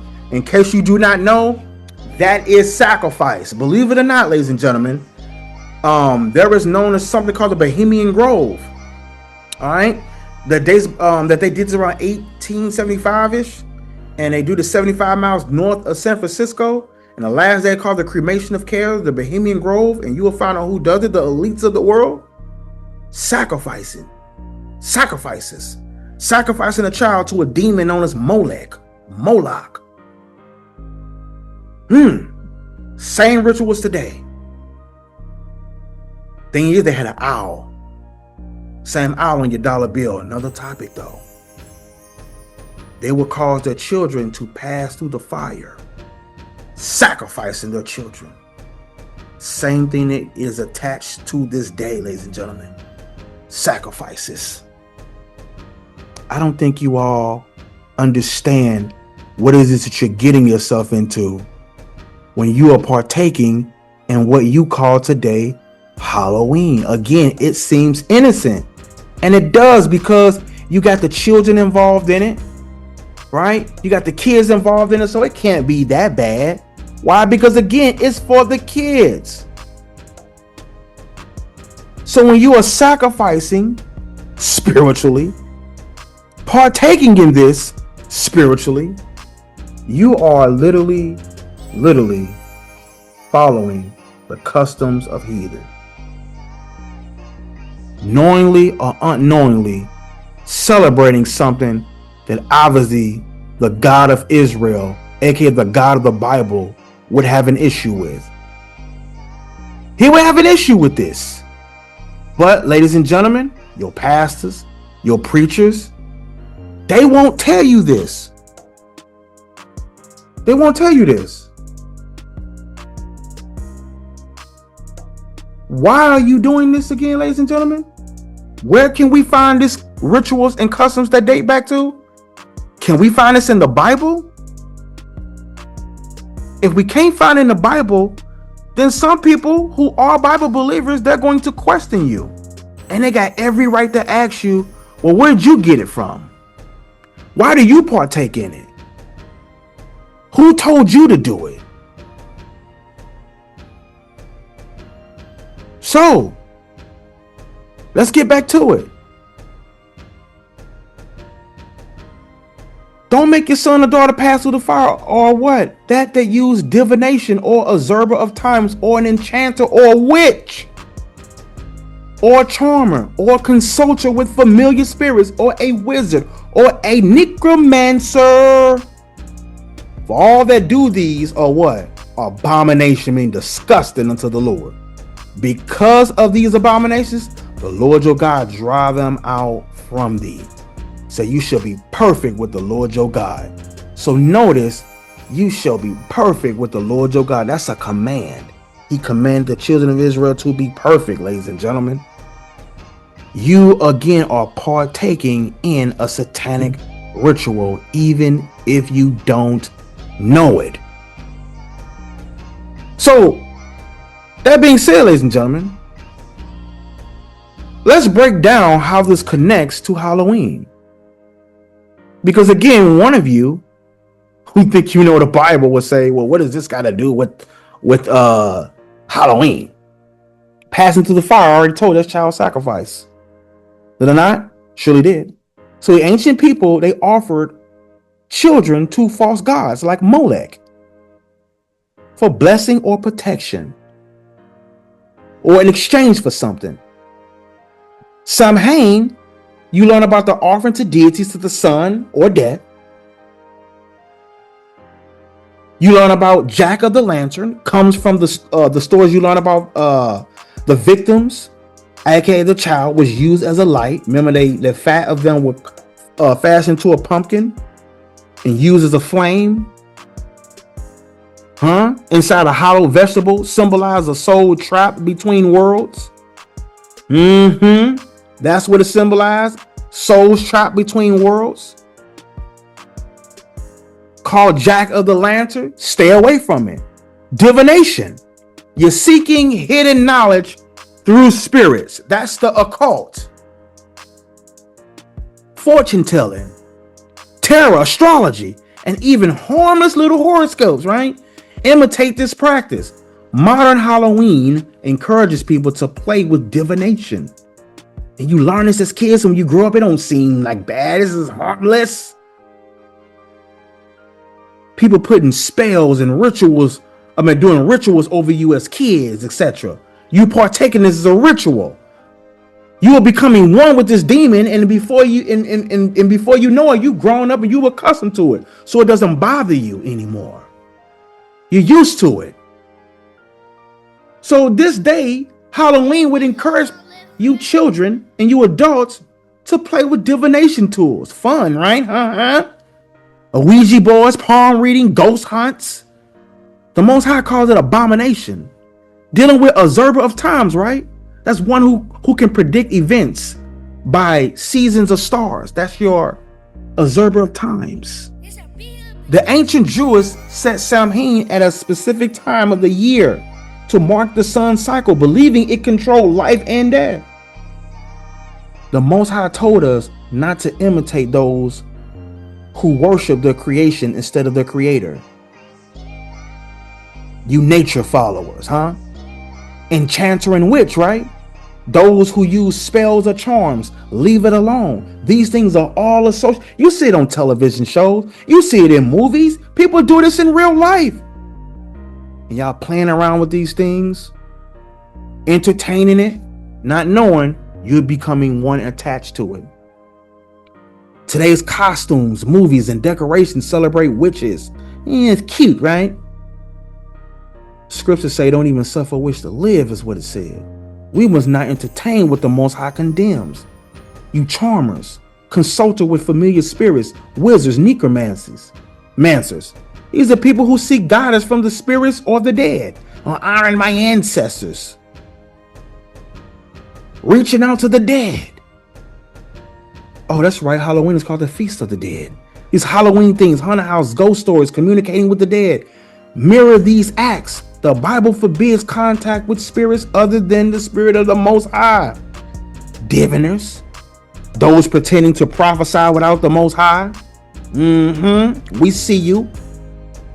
We calling you out too. Any attempt to foretell or manipulate the future through signs, omens, or superstition is divination. Even childish fortune games. The child love to give and play with y'all kids. At Halloween, they share that spirit. It's connected to that spirit. The Most High people were commanded to be different. He said, you shall be perfect with the Lord your God. Don't mix light and darkness and call evil entertainment. Don't call evil good. We learn that in Isaiah the 5th chapter. Woe unto them that call evil good and good evil. The customs you ignorantly follow, unknowingly follow, put the Most High, and you put the Most High in, are once again tied back to ancient rituals, satanic rituals, satanic customs that the Bible forbids. Again, you may not know this, and you choose to entertain us in any way, realizing around the same time you doing this, you're giving homage to Halloween and ignorantly following this evil spirit of the dead during the same time of the year that these Druid demon worshippers did.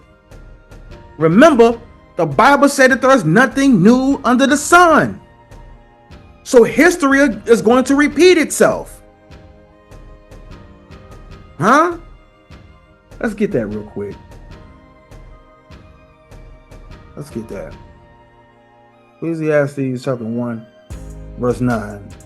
Matter of fact, let's pull this up in your NIV version. Check this out. Listen to what it says.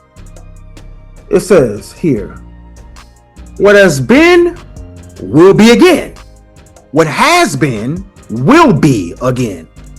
What has been done will be done again. There is nothing new under the sun, ladies and gentlemen. There is nothing new under the sun. The things that have been, it shall be. So history repeats itself. So what you're doing, partaking in these rituals, ain't nothing new under the sun. This happened before, and you're in that same spirit. And it has succeeded through you. You thinking it's okay, the deceiver, which is the devil, has gotten a hold of you and your children, who you willingly gave them to. The devil has put the kids into it. The children. Kids, your children feel left out if you don't have them partaking in Halloween. Why? Because they have become emotionally attached to it. Through you. Through what they see. Through entertainment. Through movies. The devil has put the children into it. It looks nice and innocent. And they dress it up, put the name of the Most High in it. Remember, what has happened in the past will happen again. Ain't nothing new under the sun. Things that happened in the ancient world will happen then.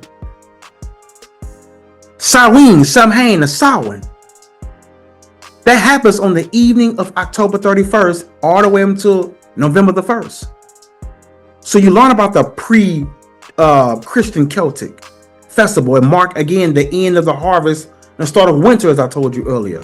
People believed that the barrier between the living and the dead was thin, meaning it was easier to connect with the dead on that day. They celebrate with bonfires, disguises, aka costumes, dancing around a fire, offerings to deities associated with death and the sun. Remember the church during the 8th century, what they do? Took the same rituals, kept the same rituals, gave it another name. All Saints Day, all the way November the 1st, Samhain customs blended into it. They just blended it in, giving birth to what you call now Halloween. So the church changed Samhain or Samhain into All Saints Day. They changed a wicked day into All Saints Day in the 8th century. And again, it was called All Hallows. All holy, but ain't nothing holy about that. And the day before that day was called All Saints Day, which is November the 1st. They called it Hallows Eve, or the day before November the 1st. They called that All Hallows Eve or Halloween, signifying a holy evening. That's what the Eve means in All Hallows Eve or Halloween. Like you do the pagan holiday of Christmas, which I did do a video on. Ladies and gentlemen, I did a video on this topic. Let me pull it up real quick so you can see. I did a video on this so that you all can have no excuse and know and understand that, guess what, ladies and gentlemen? The Most High is giving you a way out. I did 2 videos. You see, here's part 1 right here, and here's part 2. 2 videos. Right. It's called Pagan Christmas versus Hanukkah dedication. Which one do you choose? Pagan Christmas, which is against the Bible? Oh, you didn't know that? Oh, that's right, because that's quote unquote Jesus' birthday. Or is it? So I did a lesson on that. No excuses. A lesson was done on this. All right? Remember, guys, there's no new thing under the sun.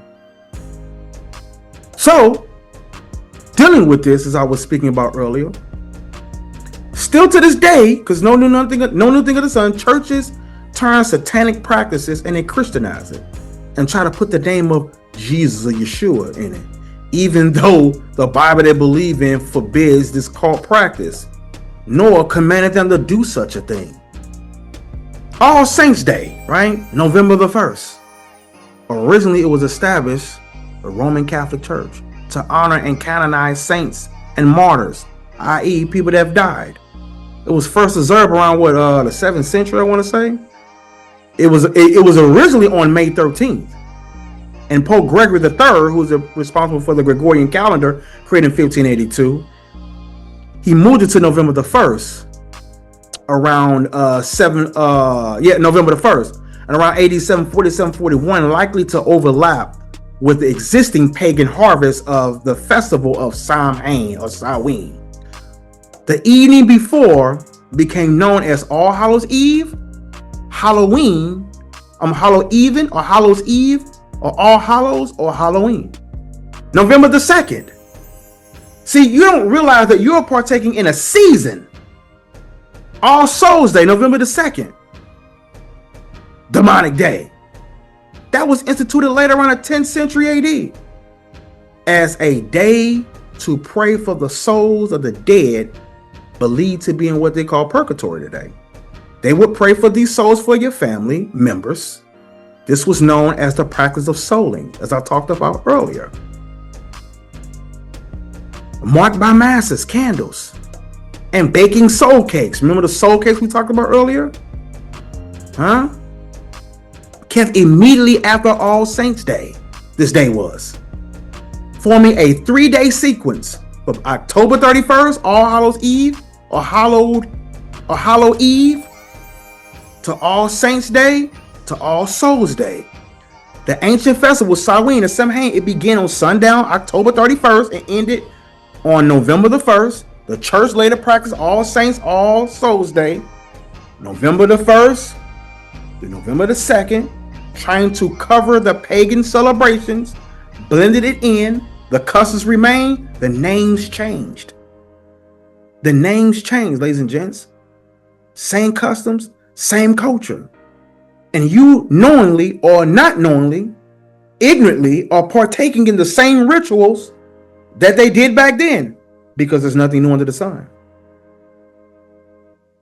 Most people can't answer the question as to why they partake in All Hallows Eve, All Souls Day, All Saints Day, dealing with guising and souling and dealing with soul cakes, customs, rituals, traditions. Because they have an emotion attached to it and they did not learn the way that they should have learned from the biblical view. They've listened to people of the world. Let's go to 1 John chapter 4. They that are the world, they are from the world, and therefore speak from what? The viewpoint of the world. And the world will listen to them. So guess what, ladies and gentlemen? When it comes to things such as your All Hallows Eve, All Saints Day, All Souls Day, telling them the truth about these things, the people who are the world and worldly people, they're going to listen to people who share the same viewpoints as them, a worldly one. And only worldly people is going to listen to them. They ain't going to listen to you. But the Bible says we are from God, and whoever knows God, they're going to listen to us. But whoever's not of God, they're not going to listen to us. And this is how we can recognize the spirit of truth and the spirit of falsehood, the spirit of error. Because they are not going to listen to people like us. Look at what Yeshua or Jesus told the Pharisees in St. John chapter 8, verse 47. He says, whoever belongs to God, hear what God say. The reason you do not hear is that you do not belong to God. Ladies and gentlemen, they got the same spirit on them. They are never going to listen to you because even themselves, they do not belong to the Heavenly Father. They don't belong to him at all. Let's go to the book of Isaiah, chapter 5, verse 20. It says, woe, meaning warning unto them that call evil good and good evil, and that put darkness for light and light for darkness, that put bitter for sweet and sweet for bitter. Warning to those people, ladies and gentlemen. That's what a lot of them are doing on this particular day. Following the Bible, his commandments, his Shabbats, his appointed times, his righteousness is not bondage, it's freedom. It's the world system of idle days, fear that got you partaking in those things, and you compromise and enslave yourself to the devil. So the question will arise, who really is in a cult? The one who follows the word of the Most High and strives to follow it and its customs and practices and what they did in the Bible, or the one who follows the world? We got to be like Joshua 24:15, when it say, choose ye this day whom you will serve. But as for me and my house, we'll serve the Lord. The choice is still before us. We can't serve both darkness and light. This reason, choose the side of light. Reject the works of darkness. Let your home, your family, and your heart be hallowed only by the presence of Yahuwah, the Most High, not by the world's imitation of holiness. Hallowed even. We got to be like Ephesians 5:14. Awake, thou that sleepest, and arise from the dead, and Christ shall give thee light. So we got to be awake, be set apart, be bold in this truth. We got to walk as children of the light, because that's who you are. We know about Proverbs 22:6, to train up a child in the way he should go, and when he's old, he not depart from it. How should we train them up? In the commandments. In the commandments. That's how we should be training our children up. In the commandments. Let's go to Deuteronomy, the 4th chapter. Let's get that real quick. Deuteronomy chapter 4. Let me pull it up real quick. Deuteronomy chapter 4, verse 9, it says about the commandment. Look at what he says. Only take heed to thyself and keep thy soul diligently, lest thou forget the things which your eyes have seen, unless they depart from your heart, meaning your mind, all the days of your life. But look at what it says to do. Teach them your sons and your sons' sons, meaning pass it down from generation to generation, not things like Halloween. But look at what it says. Especially the day that thou stood before the Lord your God in Horeb, when the Lord said unto me, gather me the people together, and I will make them hear my words, that thou may learn to fear me all the days that they shall live upon the earth, and that they may teach who? Their children. Look, the Lord understood generational. Pass this down from generation to generation, not this nonsense that we see in today.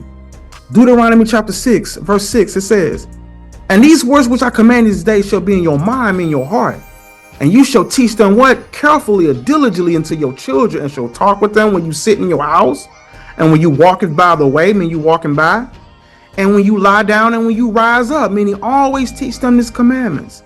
See that? So here it is, ladies and gentlemen, we shall be doing that, teaching the children that. Deuteronomy 11, verse 19. Look at this. And you shall teach them your children, speaking of them when thou sittest in thy house, and when thou walkest by the way, and when thou liest down, and when thou risest up. We should be teaching them the commandments, teaching them the ways of the Heavenly Father, teaching them the things that the Most High did for the children of Israel. Think about that. That we can prolong our days on earth. Matter of fact, that's Deuteronomy chapter 4, verse 40. Let me grab that real quick. Let me share my screen. Deuteronomy chapter 4, verse 40. Look at this. Thou shalt keep therefore his statutes and his commandments, which I command thee this day, that it may go well with you and with your children after you, and that you may prolong your days upon the earth, and you may live longer, which the Lord your God giveth thee forever. See that, ladies and gentlemen? That's the spirit we ought to be in. Deuteronomy 12, 27, not 28. Look at this, ladies and gents. Observe and hear all these words which I command thee, that it may go well with thee and with your children after you forever, when you do that which is good and right in the sight of the Lord your God. That's the spirit we ought to be in, ladies and gentlemen. That's what we pass down to the kids. That's for the kids. Hosea chapter 4, verse 6 says, my people are destroyed. I mean, they're going to perish, be unalive for lack of knowledge. It's because you're rejecting knowledge. Now, in a modern sense, that would be you saying, I don't want to learn about Halloween. I'm going to do this anyway. Most High said, I will also reject you, and you shall be no priest to me. I mean, you ain't going to be preaching this truth, the law, etc. Seeing you have forgotten the law of your God, I will also forget your children. Why? Because you ain't going to remember, which means you ain't going to teach your children, which means they not going to remember. They're going to follow the same nonsense. It's going to be generational curses. Exodus chapter 20, verse 5. Look at what it says about idolatry. You shall not bow down to yourself nor serve them, for the Lord your God, a jealous God, visiting or bringing the iniquity of the sins of the fathers, meaning the ancestors, upon the children to the third and fourth generation of those that reject me and those that hate me. Generational curses can be passed down simply because you yourself do not want to worship the God of Israel. Think about that. Think about that, ladies and gentlemen. Who will you serve? Who will you obey? Who would you yield yourself to? You're a servant to whom you obey, as we learn in Romans 6. Who will you yield yourself to? So we deal with a guy who don't play games. You might say it's harmless, and let's not forget we serve a jealous God. The same God that destroyed and killed our ancestors, unalive our ancestors for eating and keeping another feast or holiday of the Moabites. He instructed to have our ancestors' heads whacked off. We are not to be partaking in these things. The holiday is wicked and it's evil. It's a day that Satan is observed. And Christians have some nerve to keep this evil day and say nothing is wrong with it. Dress their kids up on this day. And yet you got the nerve to say other people in a cult, but yet you are following occult practices? Real life occult practice by real life people who really existed and exist to this day? Funny, because while they're playing with their demonic board game, trying to connect to the dead, you and your children are knocking on their doors.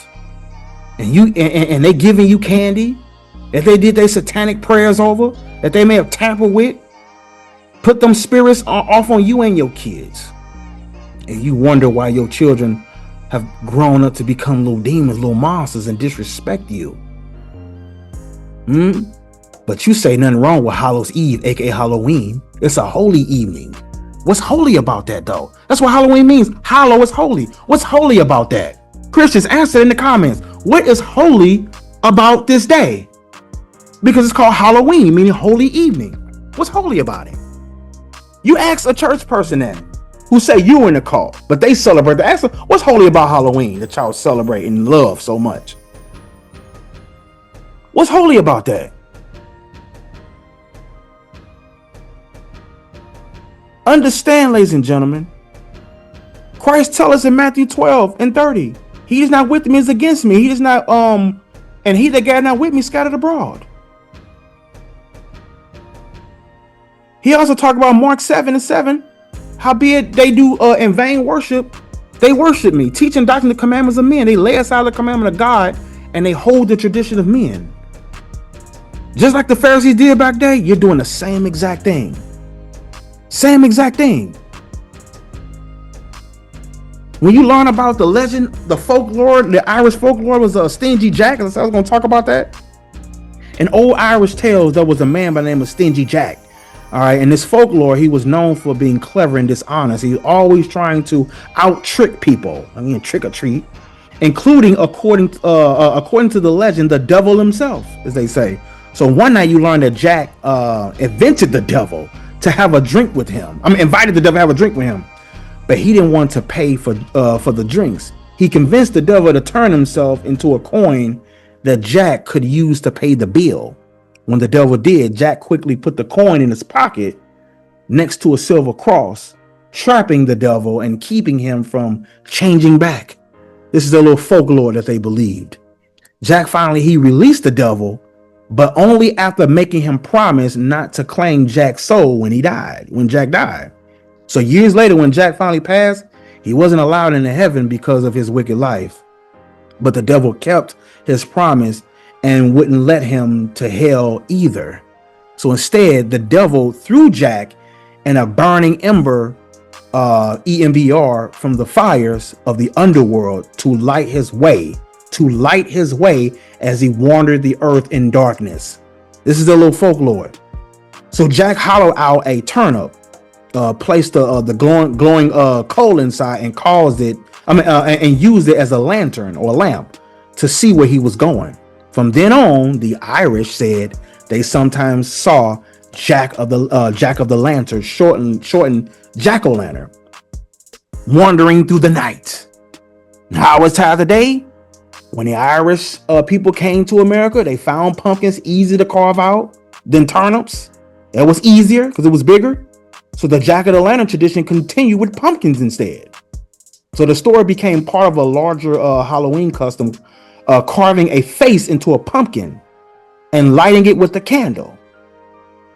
This is another example how ancient superstitions about spirits and the dead became tied into modern celebrations. But remember, in the ancient world, the Druids chose certain children to be burned alive on bonfires as offerings to the sun. That's why the pumpkin, round shape, the fat left over from the child was fastened to the candle.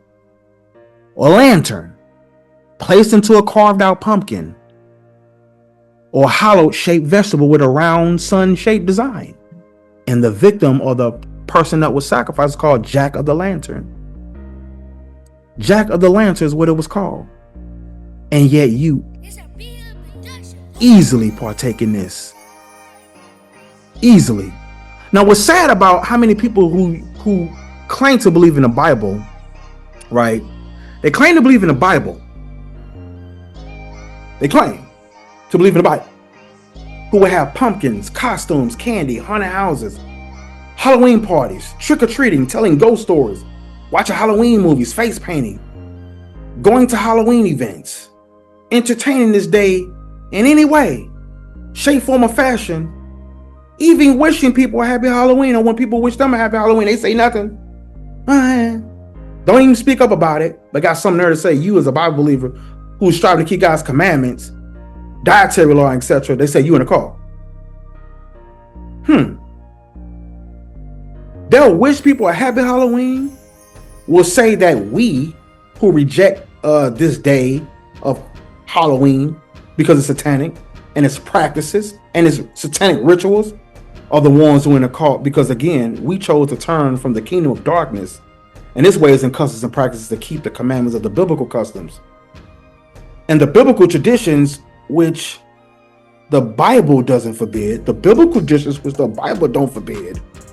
And they would say that you're in a cult, or that sounds like a cult, which shows that they don't even really believe in the Bible that they claim to believe in. That shows that they don't even really read the Bible, because if they did, they wouldn't even say nothing like that. Because they call the teachings of the Bible cultish. Then when it comes to actual occult practices that is kept by real witches and real warlocks and real life people who believe in this day to be more than what it is, more than what you know it to be, during this time where it's easy to communicate with the dead, real life Satanism, such as people like Anton LaVey, once again, who love that you Christians had your child or have your child to worship Satan at least one day of the year. So when people partook in this, it's easy again for them to do their rituals, them meaning the demon worshipers, on this night, on the night of Halloween, as you call it. Because people like the so-called believers, y'all helped, or y'all are helping celebrate it, and not knowing what you're partaking in. These rituals that nobody did in the Bible or glorified in the Bible are things that the Bible forbids. Idolatry. They glorify this, or they don't rebuke this when others who are doing it. But they got the nerve to say you in a cult, and yet they, as a so-called Bible believer, they would literally, as a so-called Bible believer, right, are giving homage to this day. They'll turn right around and follow real life occult practices that is rooted in Satanism and express to them, not realizing that if anyone's in a cult, as they would say in a cult, it's actually them, because they're actually giving homage and glorifying and keeping real life occult practices that the Bible actually forbids. And these practices are still kept by people in actual occults today. Not just this so-called holiday, but all pagan holidays, all of the pagan holidays. Yet they say believers of the Bible are in a cult, even though what they believe in and do is found in the Bible, versus them who call them a cult. They're practicing things that are not found in the Bible to glorify and do. And yet once again, their cult practices such as Halloween are biblically forbidden. So does your religion accept Halloween or its practices and put Jesus or Yeshua's name in it? Does your religion partake in Halloween in any way, shape, form, or fashion? Does your religion put a Jesus or Yeshua spin on this day and say that they're honoring the Lord, even though the Lord never told them to do these things? Does your religion celebrate Halloween by doing trunk or treat? If so, then welcome to your religious cult. It's traced back to Druid demon worship and you embrace it. It traced back to Samhain, Samhain, All Saints Day, All Souls Day.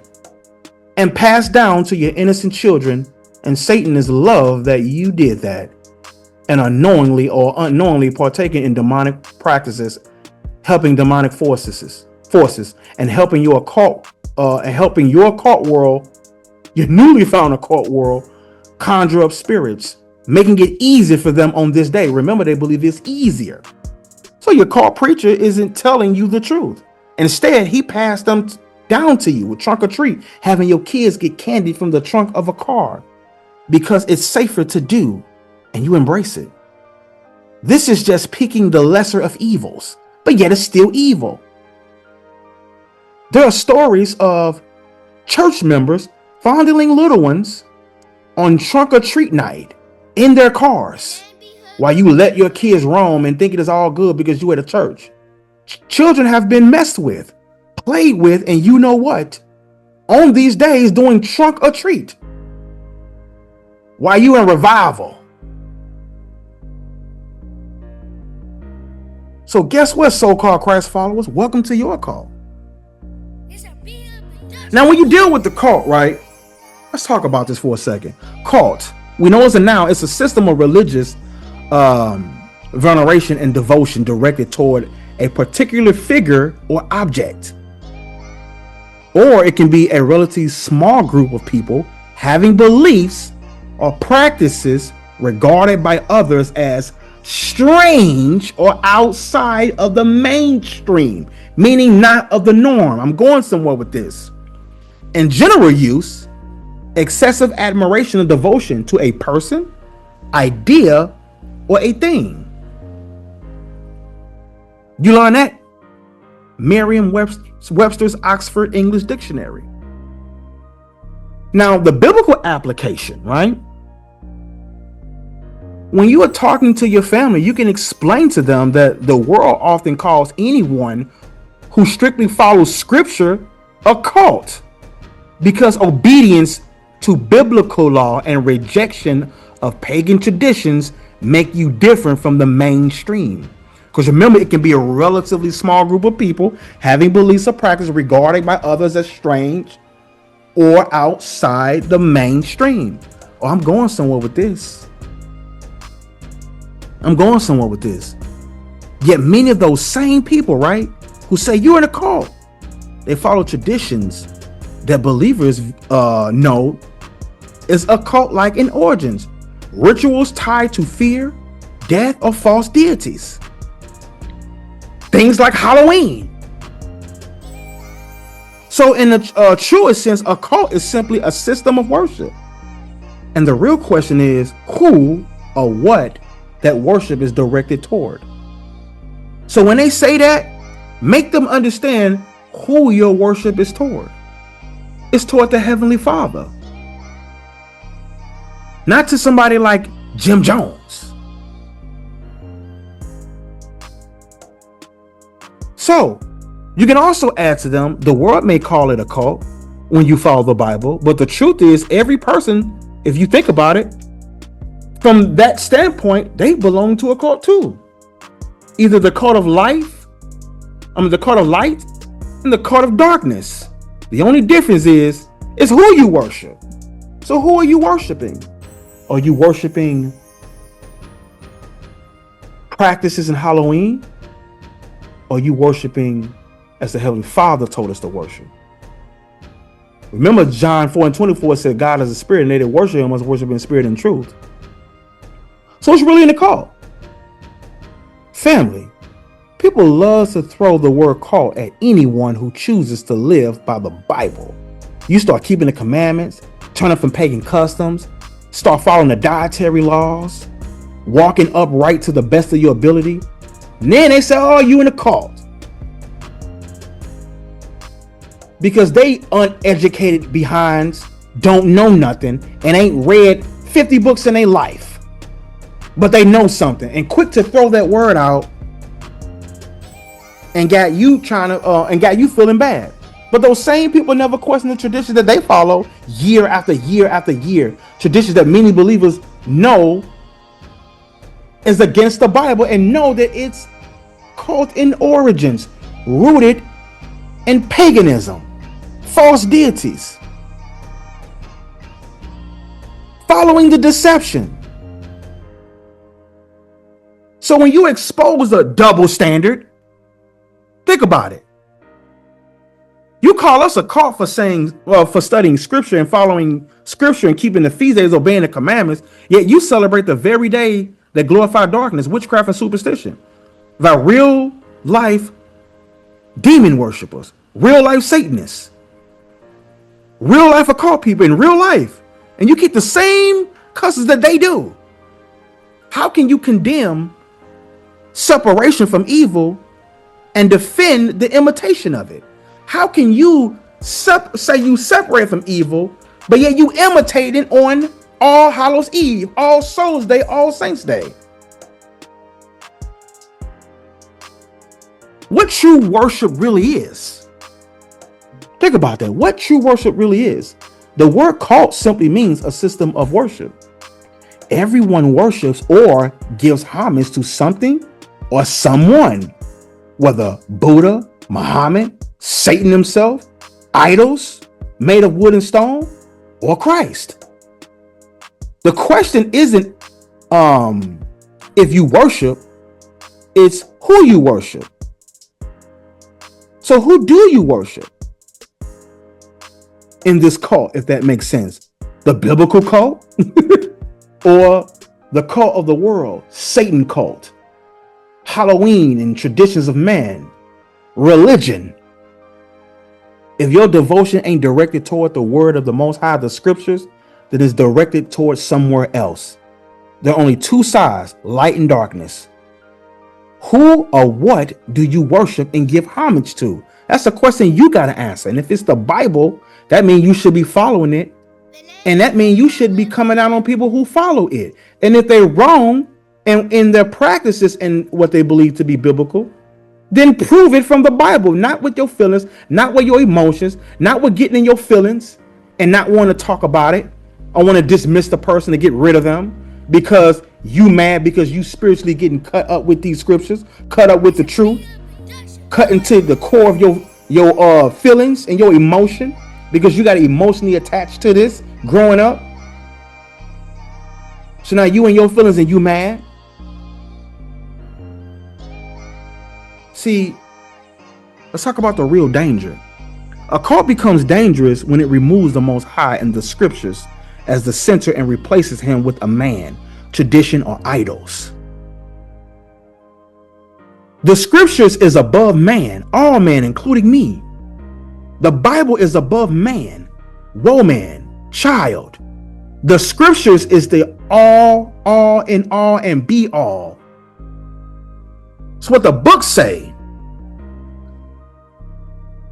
So it becomes dangerous when you remove that and you replace it with an idol, man-made traditions, pagan traditions, and replace it with the man. That's exactly what the world has done. Taking ancient satanic practices that still glorifies false gods and wrapped it into entertainment, religion, and gave it to the kids. It's not participation. It's Satanism, trading the hollow for the holly. No holy days, holidays. So you can be flipping the accusation. What I mean by that? They say that the faithful are brainwashed because they separate from sin. And I do like the term brainwashed because essentially when something is filthy, you wash it. So you cleansing your mind from filth. But anyway, but who's more deceived? The one walking in the light, following the scriptures, or one who dances with darkness with the devil, i.e. Halloween? Holidays. Every October, millions gather around the world to partake in occult practices, all while mocking those who obey scriptures. So again, I ask you, who's truly lost in devotion to the Most High? You or the people who's following the Bible? Who's truly lost in devotion? Who's following either A, the God of the Bible, or the God of this world? So when you're not, we're not in your meaning of what you call a cult. We're in the covenant with the God of the Bible, and that's a covenant you know nothing about. A call that you thinking of binds you to human beings outside of the Bible, which we are not to do. But a covenant frees you to serve the Most High in Christ. We don't bow to a cult culture like you do. We bow to the Creator and His ways. We are not enslaved to superstition like you are. By following these practices, we are liberated and free by truth. And you already know, and you should know the truth, and the truth shall set you free. So my brothers and sisters, remember this: obedience may look strange to the world. That's why they'll call you a cult. But to the heavens, it looks like faithfulness, steadfastness, obedience. The world may laugh at you, but the Most High smiles on those who stand apart, set apart. So we walk in the light, we reject the darkness, we keep the covenant, we keep the commandments. So again, the question that you should be asking in your heart, so who's really in a cult based on its biblical meaning? Based off its meaning, and based on those who follow the Bible who are not. You who in idolatry celebrate holidays, you follow a religion. You follow a satanic practice, pagan practices. You who are just worshipers of the Most High, and also who have no belief system, but you give homage to nature or something such as crystals or any object. However, the God of the Bible, He don't take kindly to cults outside the Bible. You are to worship the Father, no other deity outside the Bible. Cult versus occult. Cult, C-U-L-T versus occult, O-C-C-U-L-T, the difference. A cult, again, is about devotional worship. It describes a group of people who follow a particular system of belief, person, or objective worship. The key idea is about who or what is being worshipped. Example, we follow the Bible. You may follow the cult of Baal in scripture, a group of who was devoted to Baal. You may follow the cult of celebrity, a devotion to fame. But we choose to follow the Bible, the Most High. In short, a cult centers around followers and their devotion. But you got to make them realize, who are you devoted to? You devoted to the kingdom of darkness, or are you devoted to the scriptures? When you deal with the occult comes from the Latin occultus. It just means hidden or secret. That's really what occult means, ladies and gentlemen. That refers to something mystical or magical practices or supernatural that claims to tap into unseen forces, things hidden from ordinary sight, meaning you may not be able to see it. And that is what Halloween is connected to. You may not see it. Souling and guising, as we talked about earlier in the beginning of this lesson. Another example, astrology, divination, witchcraft, spirit, communication, and sorcery. The occult arts, occult practices. In short, the occult centers on hidden power and forbidden knowledge. A cult becomes a cult when its system of worship or devotion includes hidden, mystical, or demonic practices. Not all cults or occult. Not all cults or occult. But many occult systems form cult-like followings. For example, a cult might worship a false god. The occult side would include the rituals, symbols, and secret knowledge used to connect with that false deity. So in short, a cult that you're thinking follows false worship. The occult world follows or performs false power. So again, there's a difference between a cult that you're thinking about and the occult. A cult is false devotion. People giving worship to the wrong thing outside the Bible in our case. The occult is false power, people using dark or hidden practices to connect with the wrong source, connect with the dead. Either way, both are led away from the Most High and deep into deception if you're not following scripture. Ritual. What is that? It's a set of actions of words performed in a regular and prescribed order, especially as part of a religious ceremony or act of worship. A customary pattern of behavior that is repeated and symbolic in nature. You learn that in Oxford English Dictionary, Merriam-Webster's. Now, when you look at the biblical views of rituals, the Bible is full of righteous rituals. Yes, righteous rituals, sacred actions commanded by the Most High, dealt with in the tradition from the biblical sense. And I can guarantee you none of these holidays that you keep ain't it. The Shabbat or the Sabbath, that's a weekly ritual of rest and worship. Passover, aka Pesach, that's a ritual in remembrance of deliverance from Egypt, etc.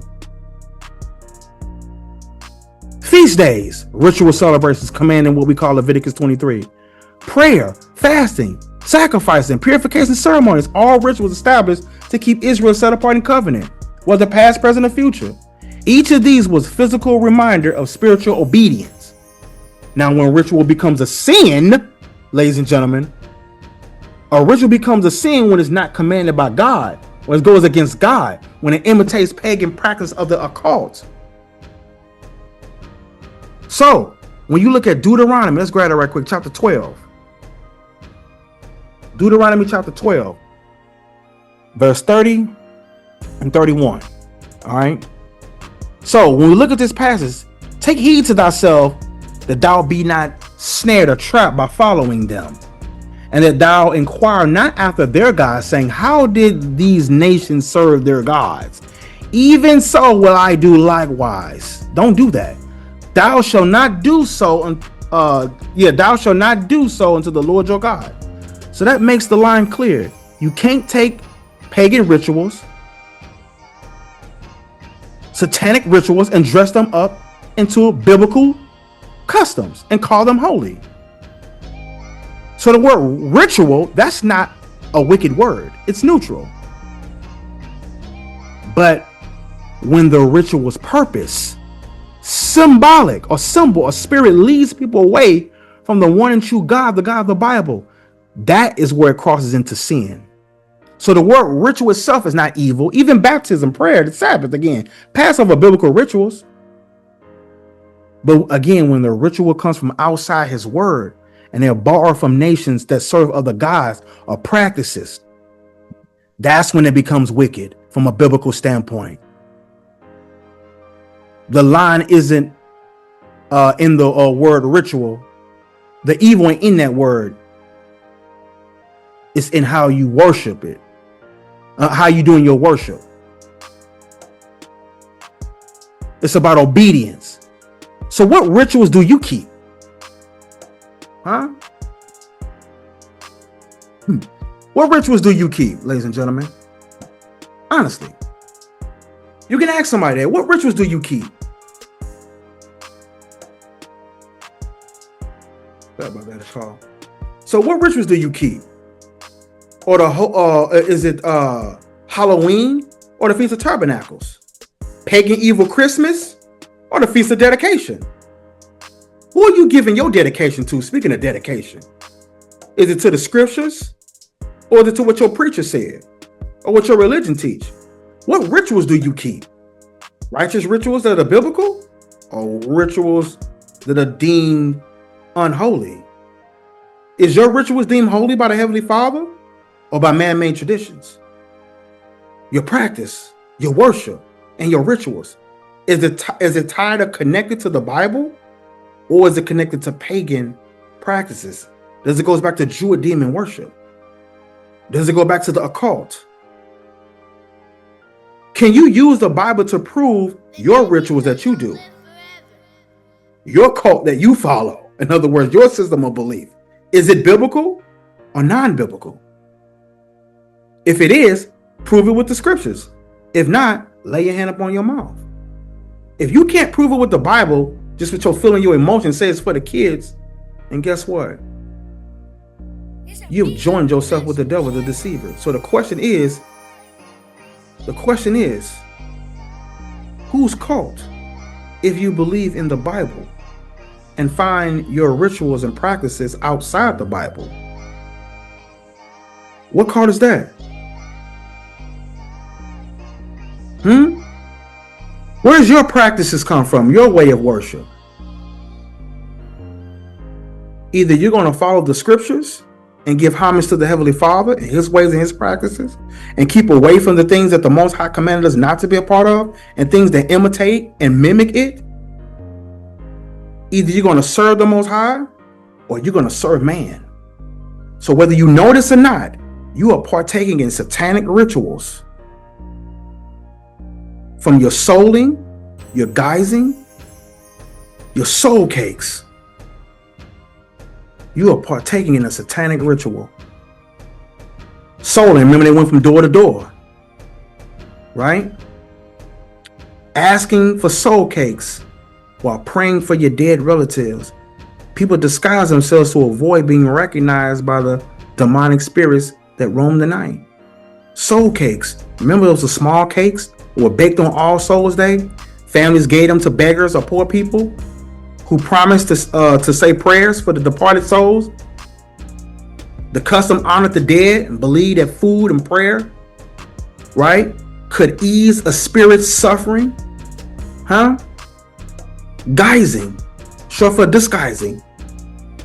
You had your children back then, they had their children back then, even adults, they wore costumes, to hide or to imitate wandering spirits. It was believed that if spirits saw you dressed like them, they wouldn't harm you. Why? Because they would think you were one of them. Now you dress that up and say, oh, well, we do costumes now. Look at little Johnny dressed like a little demon today. Oh, I love his devil costume.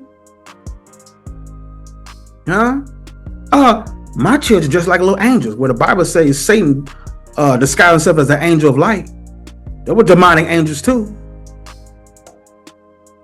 You want to be a little angel? Had them to do what the Bible do. Had them teach what the Bible teach. Had them follow what the Bible teach. So in this guise, and they would dress up in costumes, and they would collect food, candy, money, wine, and these offerings. In return, they would give what? Chants, singing, joke telling, and even poetry. Again, I told you earlier, it sounds like the trick or treat, give me something good to eat. If you don't, I don't care, I'll pull down your underwear. The trick was them damaging your home because you didn't have treats to give them.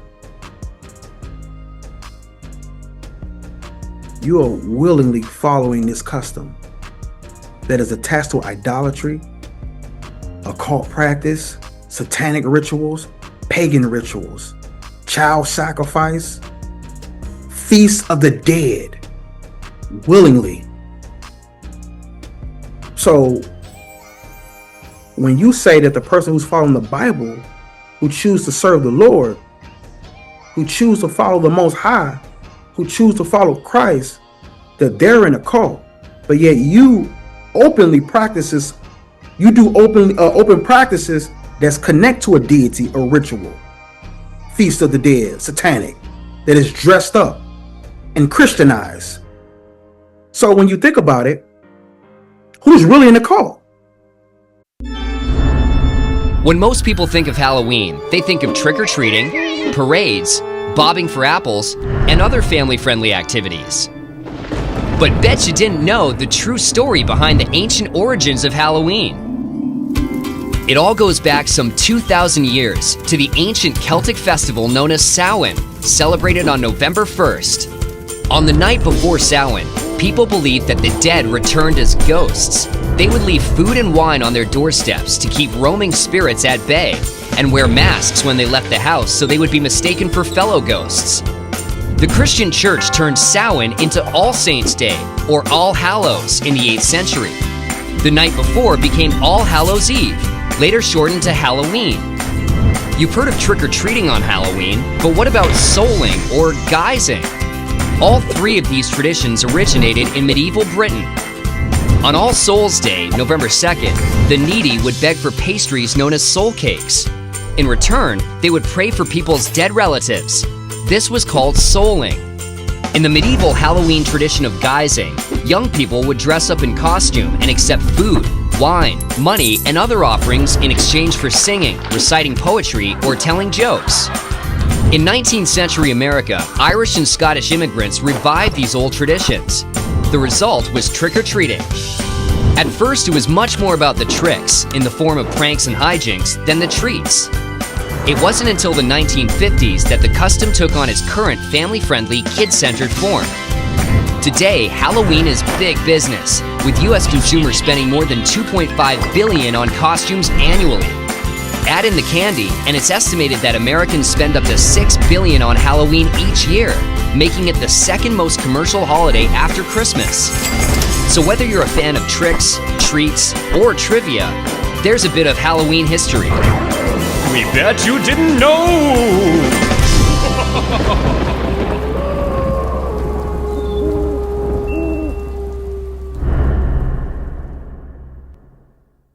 But yet you openly practices, you do open practices that's connect to a deity, a ritual, Feast of the Dead, Satanic, that is dressed up and Christianized.